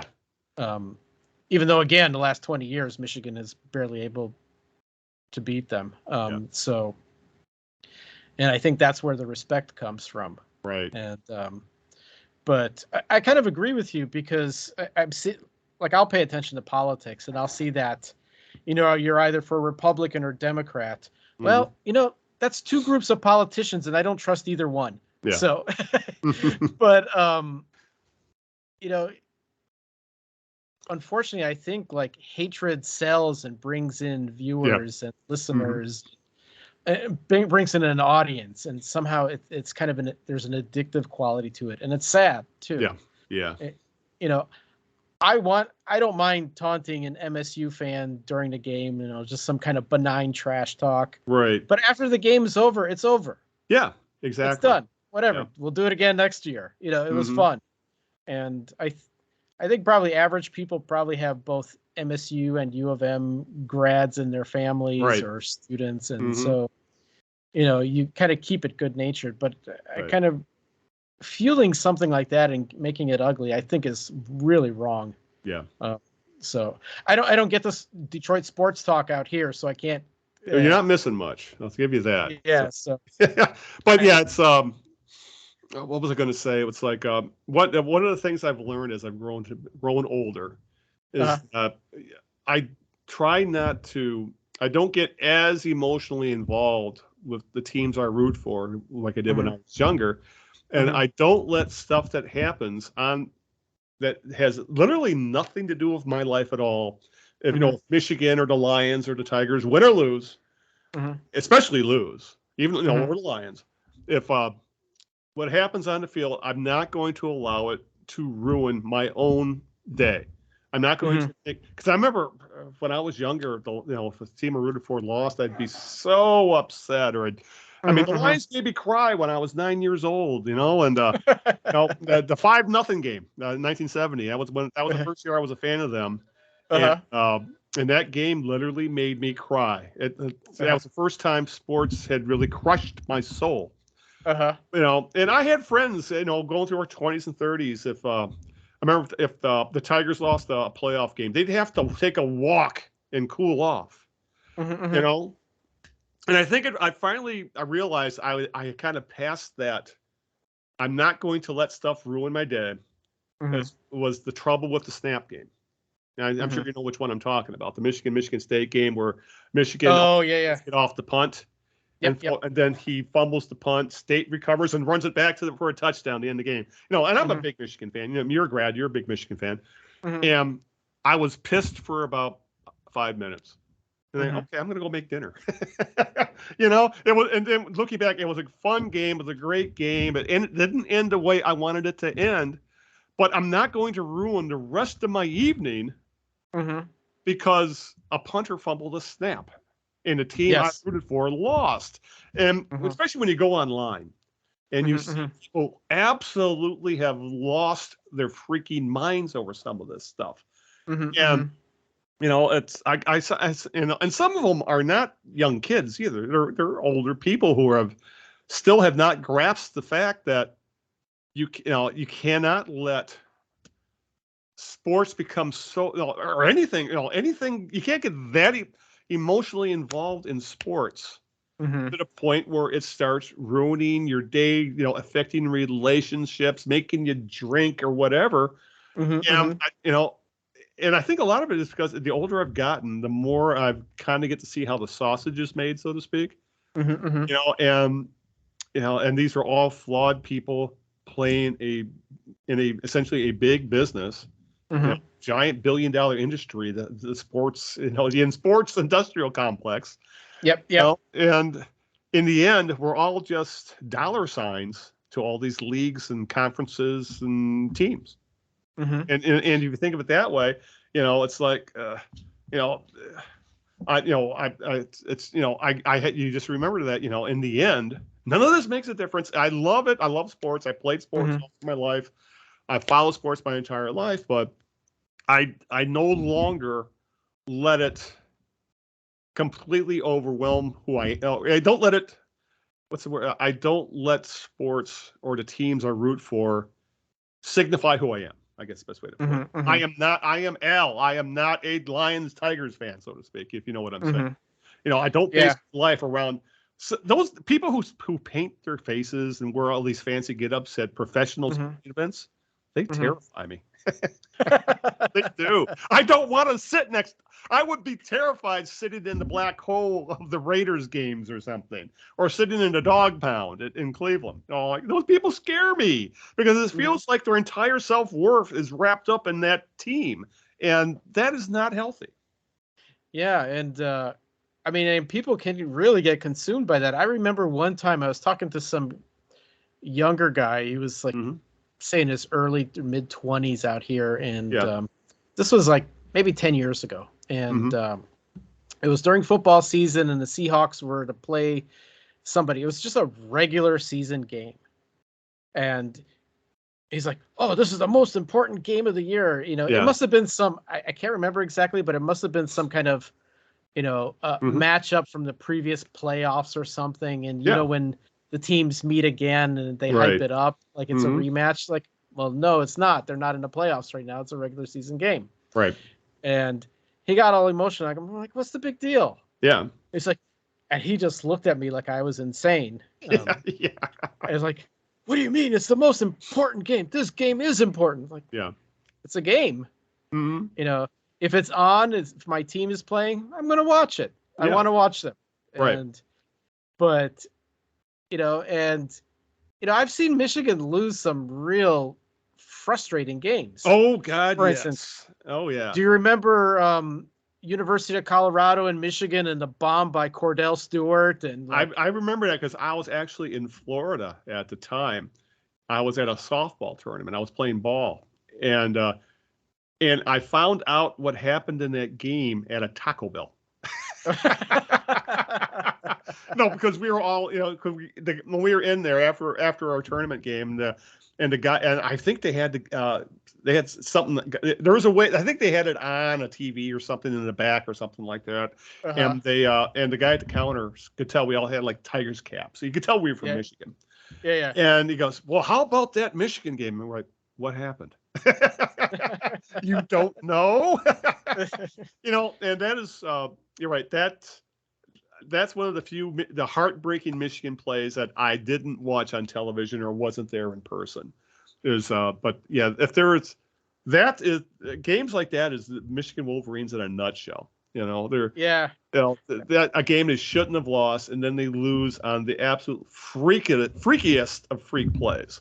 Where Cordell freaking Stewart throws the ball 80 yards, 70 yards. Yeah. Oh my God. No, then Jared Goff couldn't hit the end zone from the 50 on Sunday, so go figure. But I mean, that was like a Lions outcome, right? Where what's his name? Rodgers threw the bomb. When Rodgers and before that, Brett Favre in the playoffs with these Hail Marys. Yeah, exactly. But it's oh my God, just thinking about. Yeah, I think but the trouble with the snap game is I think the most recent, really soul-crushing loss of the. No, I don't even get that upset about the 2006 loss again. 26. The Ohio State game from was 2016. Harbaugh's second year or first year, or they lost on went to overtime and they lost on they didn't get the fourth down call, but they thought they had stopped Ohio State. And Ohio State ended up scoring, and that was the ball game. And Ohio State I think they went to the national title that year. But yeah, there's it's I will add this about Michigan though.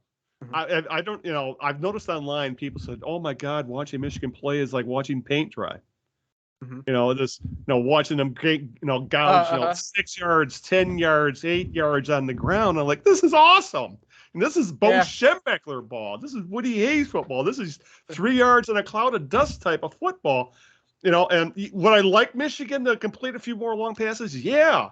But after living through the end of the Lloyd Carr era, and then with Rich Rod and Brady Hoke, seeing Jim Harbaugh just putting his foot on the necks of teams is such a refreshing thing.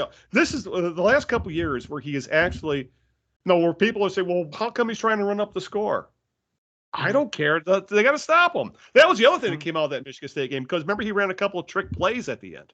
He threw the ball deep, and that pissed off Michigan State. So what? Stop him. That's what I mean.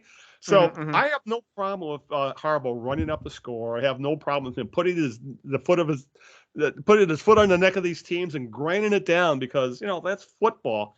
A lot of these people would not have been able to live through the 1970s and 80s watching Schembechler team play. Because Rick Leach would throw the ball like 5 times a game. Yeah, I know. And even then, they were little swing passes.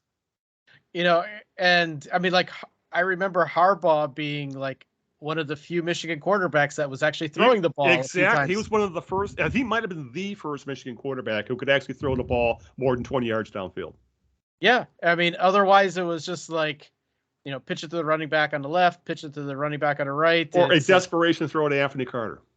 Yeah, basically. Yeah. And, I'm waiting for the wishbone, though. I want to see the wishbone come back. Let's bring back the wishbone and the veer. Oh, my God. I kind of miss those offenses, especially those, when you saw those teams down south. They all ran the wishbone and the veer and, the T formation and all this stuff. I kind of miss the variety in offenses we saw back then, Yeah, and I was thinking about that, too. It's like, I remember, like, back in the 80s, that's where I started really paying attention to sports. Yeah. The premium player in the NFL was a running back. Yep, exactly. It's always a running back. Yeah. It was not it wasn't receivers. It was, now they say you spend money on your tackles, your offensive tackles, your defensive ends, and your quarterbacks and wide receivers. Running backs are essentially fungible. You get 5 years out of him, then you move on unless he's a generational talent. Yes. And that's the other thing, though. I think when you get to the NFL, I mean, I love watching Blake Corum. I am concerned about his NFL career because Michigan is running him 30 times a game. That takes a toll. Now, Corum saying, "Oh, I feel great," but running backs have a shelf life. And a lot of these running backs, a good portion of their shelf life is being used up in college. Great for a college game, but they're not getting paid that much to be these bell cows carrying the ball 30 times a game. I mean, that's why I've always been for college players to get paid. And we're seeing it now because of the kind of money that's being thrown around TV-wise and stuff, and the fact that a lot of these guys are leaving broken bodies on the field. They're getting used up in 4 years. Yeah. Well, first of all, for the thing about the running backs, like, it's actually fun to watch I agree with you. It's fun to watch the run game. It is. It's a fun thing to see. Like, is he going to get through this pile? And is he going to find a hole to sneak through? And, and if you can combine it with a passing game, now you're a multi-dimensional offense. But it's interesting that Harbaugh, I know he was like on the hot seat a couple years after the COVID year specifically. COVID year, yeah. And because the team wasn't really doing that well. And then he went to the run game last year, and it's like, well, it's novel now. Yeah. And, he's had wild, good defense and running. That's how he's won. And and that's why he's doing it again this year. It will be interesting to see how Ohio State responds to it this year. It'll definitely be a good game.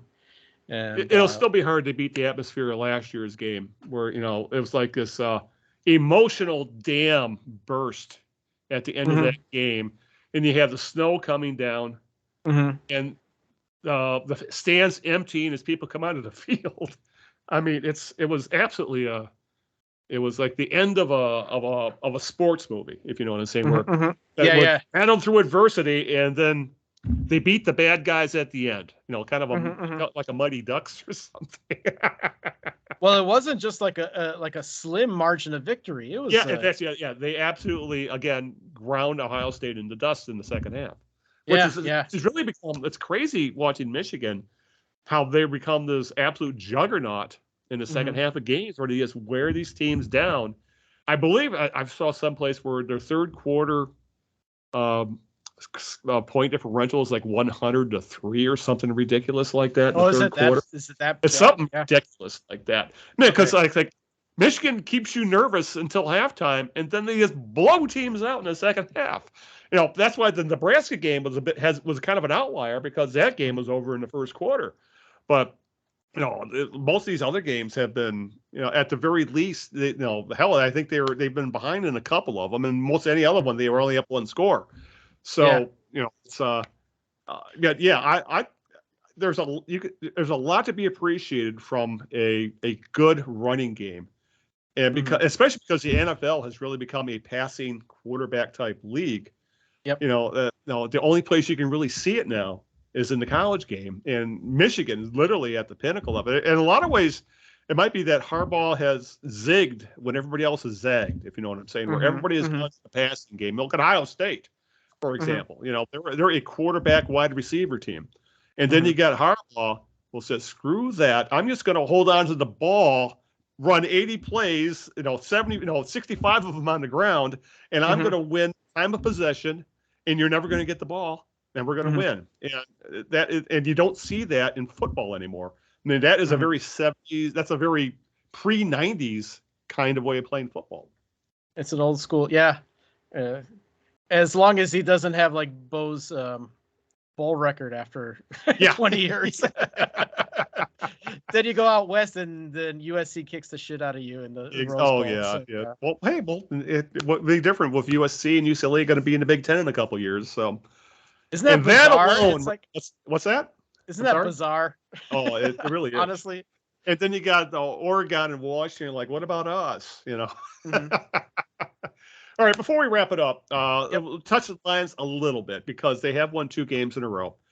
And all of a sudden, 3 weeks ago, the Lions were 1-6, and fans wanted heads to roll, and one head did, and Aubrey Pleasant, their defensive backs coach, who has now actually been hired by the Packers. But he was fired after a 31-27 loss to the Dolphins, and there was a lot of talk that the defensive backs were told to do one thing and to play press at the line, and they didn't do it, and it was a big mess. So Pleasant was essentially served up to the football guys as penance. But since that firing, the Lions have beat the Packers and Bears, both division foes. They're now 3-6, and amazingly, they are actually being considered in playoff contention, because the NFC is so bad. We do have to keep in mind the Lions have played above 500 teams 6 times, and they're 0-6 in those games. They have beat the 3 teams The 3 victories are all over teams with losing records. 8 games remaining. They have 4 against teams with winning records, but the next 2 are at the Giants and home against the Bills. And the Bills on Thanksgiving Day, national television. Mm-hmm. I can't believe people are even talking about this as the Lions being possible playoff contenders, because I have a hard time seeing them beating the Giants on the road and the Bills at home, especially the Bills. Mm-hmm. So I once again, though, this is it really goes to show, football is a what have you done for me lately. 3 weeks ago, people wanted Dan Campbell fired. Yep. And now they're talking about, boy, what if the Lions make the playoffs? I mean, yeah. Not going to make the playoffs, but they might play, if they could win a couple games here and there, at least it won't be a completely lost season. And I don't know. I find it all kind of exhausting, if you ask me. Well, it seems like everything with every single game, when you're talking about the emotion, I mean, talk about, mercurial. Yeah. Like, holy cow, like every single game you like extrapolate to the end of the season. Yeah, exactly. It's like you've got a 3-7 team. Yeah. They play like a 3-7 team. Mm-hmm. They were a 3-win team last year. Yep. And, they beat Green Bay, who honestly, they played terrible. Yeah. I mean, Aaron Rodgers played one of the worst games of his career in that game. And I don't think it was all on the Lions defense. It was Aaron Rodgers just being bad. Mm-hmm. I mean, totally. You could watch him. He was throwing to places where the receivers weren't, whether it's Rodgers' fault or the receivers. Right. Who cares? It's just, it's an incomplete pass, and there was a lot of them. And what is it? Who did it play last week? Why am I drawing a blank? The Bears and Justin Fields. The Bears. Yeah. Who essentially they have a quarterback who can run like the wind, but he still has to figure out the passing game that much. Yeah. And why did they win that one? Well, the Bears kicker missed the extra point, and that was the difference in the game. Fields threw a pick 6. Yes. Yeah. And on what was legitimately a bad throw. When he should have threw the ball out of bounds, he tried to throw a little touch pass over Aiden Hutchinson, and he hit Okudah in stride, essentially. And Okudah just walked into the end zone, and there's your essentially 8-point difference, and there's the ball game. Yep. And honestly, the Bears and the Lions are probably very comparable teams. Equally lousy. Yeah, exactly. And they could have gone either way. I will say this, and I'm comparing this to the Patricia years, which were probably, some of the worst. Right. Campbell is keeping that team together and playing hard. Yep. Is he smart enough to out-coach another coach? I don't know yet. Yeah. We'll see. He's going to have a harder time because the Giants are good, and then the Bills are really good. Yeah. So. Anybody who watched that game Sunday with the Vikings and the Bills, no, that was a football game. And that was a game the Bills should have won easily. Mm-hmm. But Allen had a bad game, threw a couple fourth-quarter picks, and then that ridiculous fumble on the goal line. Yeah. I wish I saw that one. That game. Even though the Vikings made some awesome plays in that game, the Bills gave that game away.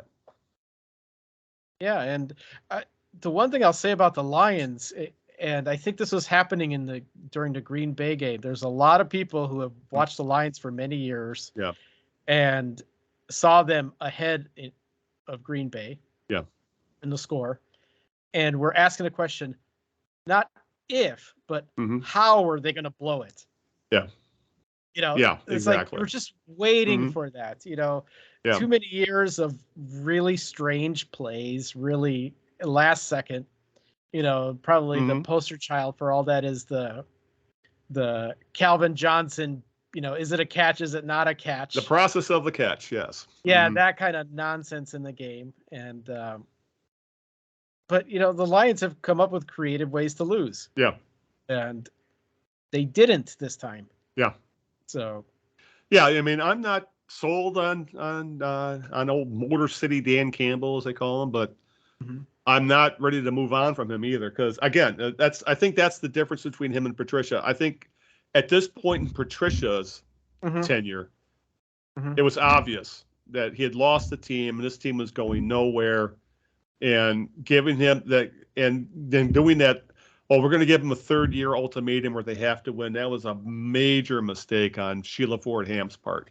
And it's not Martha Ford. I don't think a 95-year-old woman was making those kind of decisions at that point. I think that was all on Sheila, who was now running the team. I think she was running it back then too. It's kind of as behind the scenes, making the decisions for her mother. At least that's what I believe, and I'm almost positive that was going on. And I hope she's learned from that about not giving ultimatums anymore. And she didn't. She did give the vote of confidence, but she didn't say, this team needs to win or else, because that's a huge mistake, because that leads to short-term decision-making. That's exactly what happened with the Lions with Patricia. So, yeah it's, I don't say this. At the very least, it's nice to have a football coach with the Lions. I actually think I would like as a person, not just as a coach. I mean, Matt Patricia was just a miserable son of a bitch all the way around.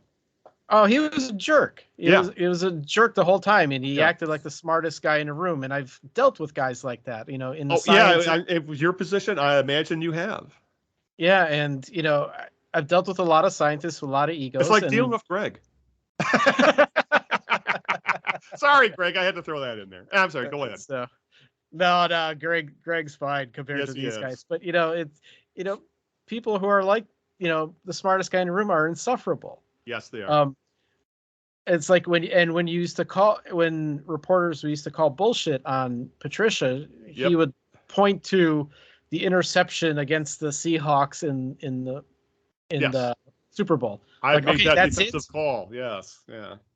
Then let me point out that you took a 9-7 team and got worse every single year afterwards. Right. So that's I don't miss that. That's at the very least the Lions are a likable bunch again. It's still not wins, but I'm not. I thought this team was probably going to win 5 games, maybe 6 if they got lucky, and they're kind of on track to do that. Which is actually, I know Greg thought they were like they were going to be lucky to win a couple games. So I think they've already outdone his prediction. But it's still, if we're talking about this in the same way next year, then we can start talking at this time, and they're still struggling. Then we can start talking about Campbell and Holmes' jobs. But right now, it's still too soon. I'll just say this: rebuild should not take more than 3 years or so. Because I've seen people online, well, the Lions are going to need 4 or 5 years. And my rebuttal would be, well, the 0-16 Lions, Jim Schwartz had them in the playoffs 3 years later. They were a 10-win team 3 years after going 0-16, and the Browns did the same thing. The year they went 0-16, 3 years later they were in the playoffs. The NFL is designed for fast turnarounds. So the Lions need to have a good offseason and then start competing for playoffs next year. If we're in the same situation at this time next year, then I think we start having a conversation about, well, maybe it's time for Dan Campbell to move along. Yeah, and I kind of agree with you.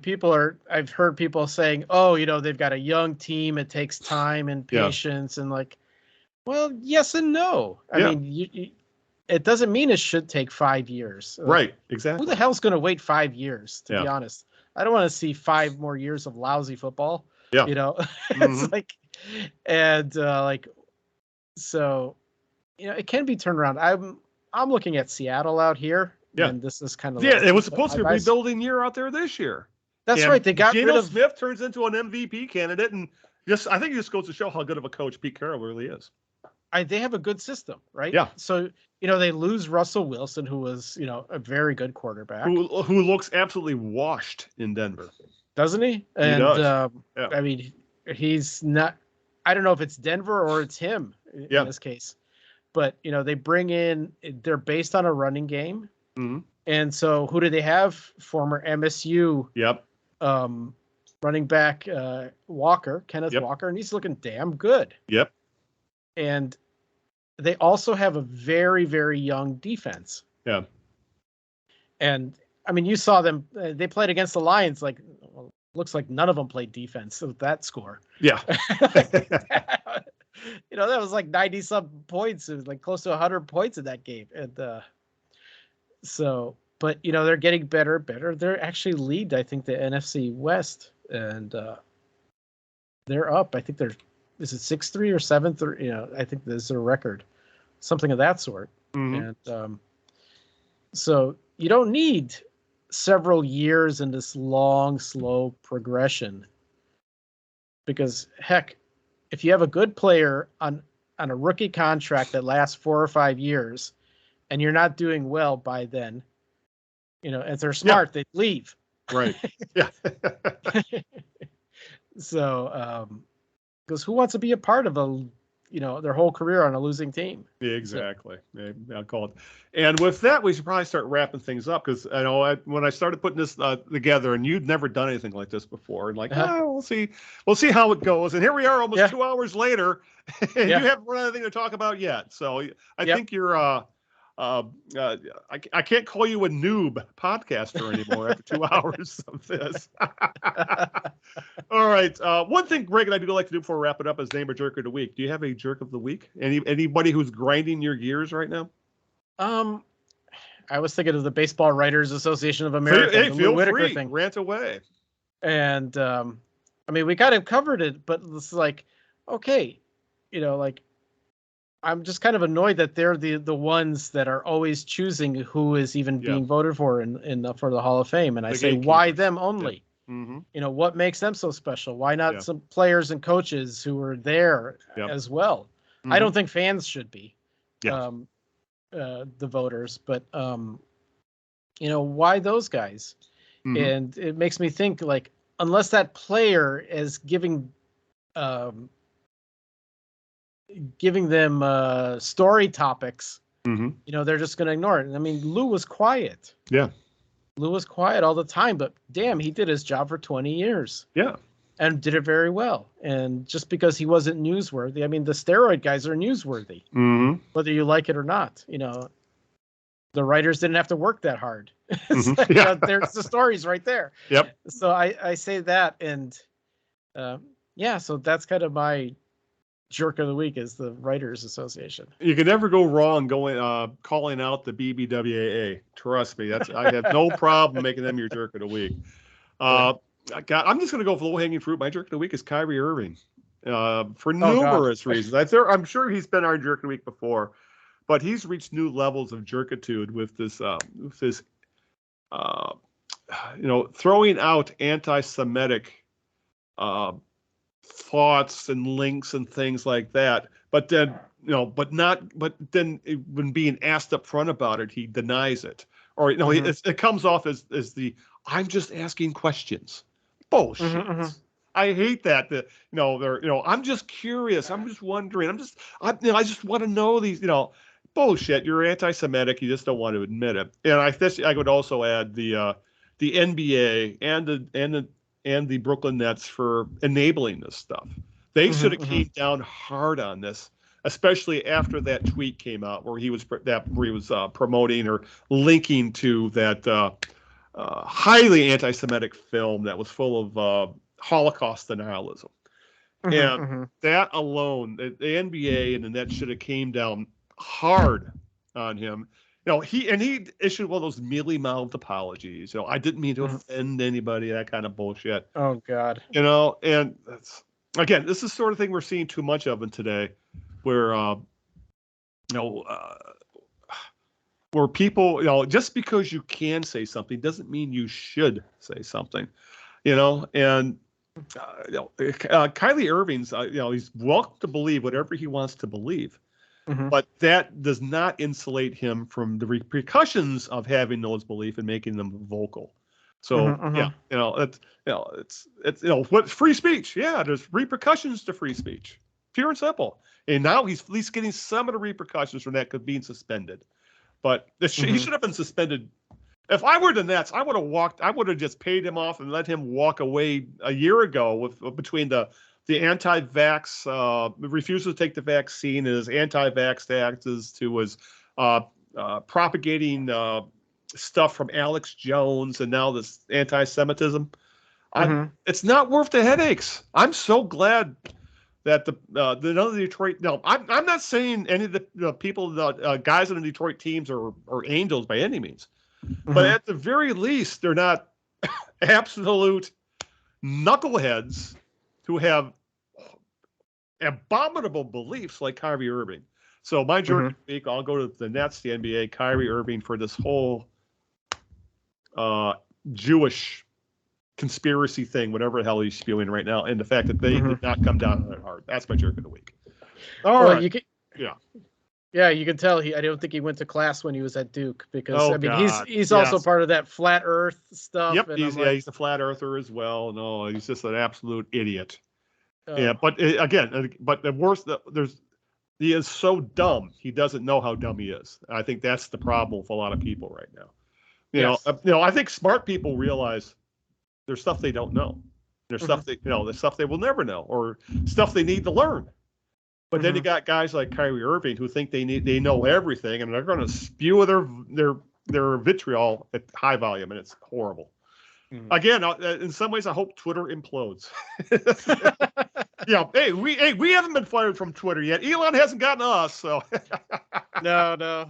Oh my! All right, so before we go, anything you want to plug, like where they can find you on Twitter and things like that?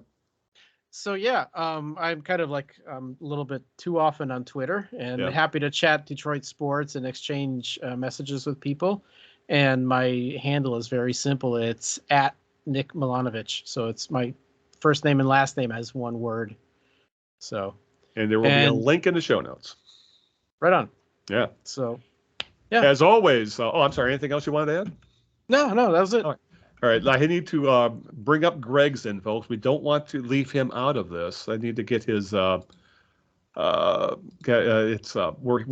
First off, his Out of Bounds blog, which is the Gregor63 at WordPress. It's a word. The Gregor63.wordpress.com is his blog. His Twitter is at Greg Eno, and obviously the Knee Jerks are at the Knee Jerks, both on Twitter. If you want to listen to the show, we are available in all the usual places, including Apple Podcasts, YouTube, Stitcher, iHeartRadio, Spotify, Google Play, Amazon Music, Deezer, Radio Public. TheKneeJerks.net is our homepage. That's where you'll find all the show notes, all the links to the things we've discussed, including Nick's social media. And you can also download the MP3 from that link and go to town, do whatever you want with it. And of course, as always, like, comment, and subscribe, as all the YouTubers like to say. So, if you have something to say, let us know. We'd like to hear it. So with that, let's get the hell out of here, because I'm keeping Nick from dinner, and I need to edit the podcast and then go to bed, since there's a 3-hour difference here. He's still got the rest of his evening. So that's right. And I'm sure when Greg is listening to this, he'll have a nice cold cocktail while he's let his dog is recuperating. Bean is under the weather, so hopefully Bean gets well soon. All right, with that, let's get the hell out of here. So until 2 weeks from today, where I don't know if it'll be Greg, it'll be Nick, whomever. This is Al Beaton saying good evening, good luck, and aloha, and we'll see you in 2 weeks. Good evening, everybody. Right on. Good night. Yes. Say goodbye, but Nick. Goodbye, Nick. Good evening, all right. everybody. It was great, Al. Love the conversation. Okay, let's see here.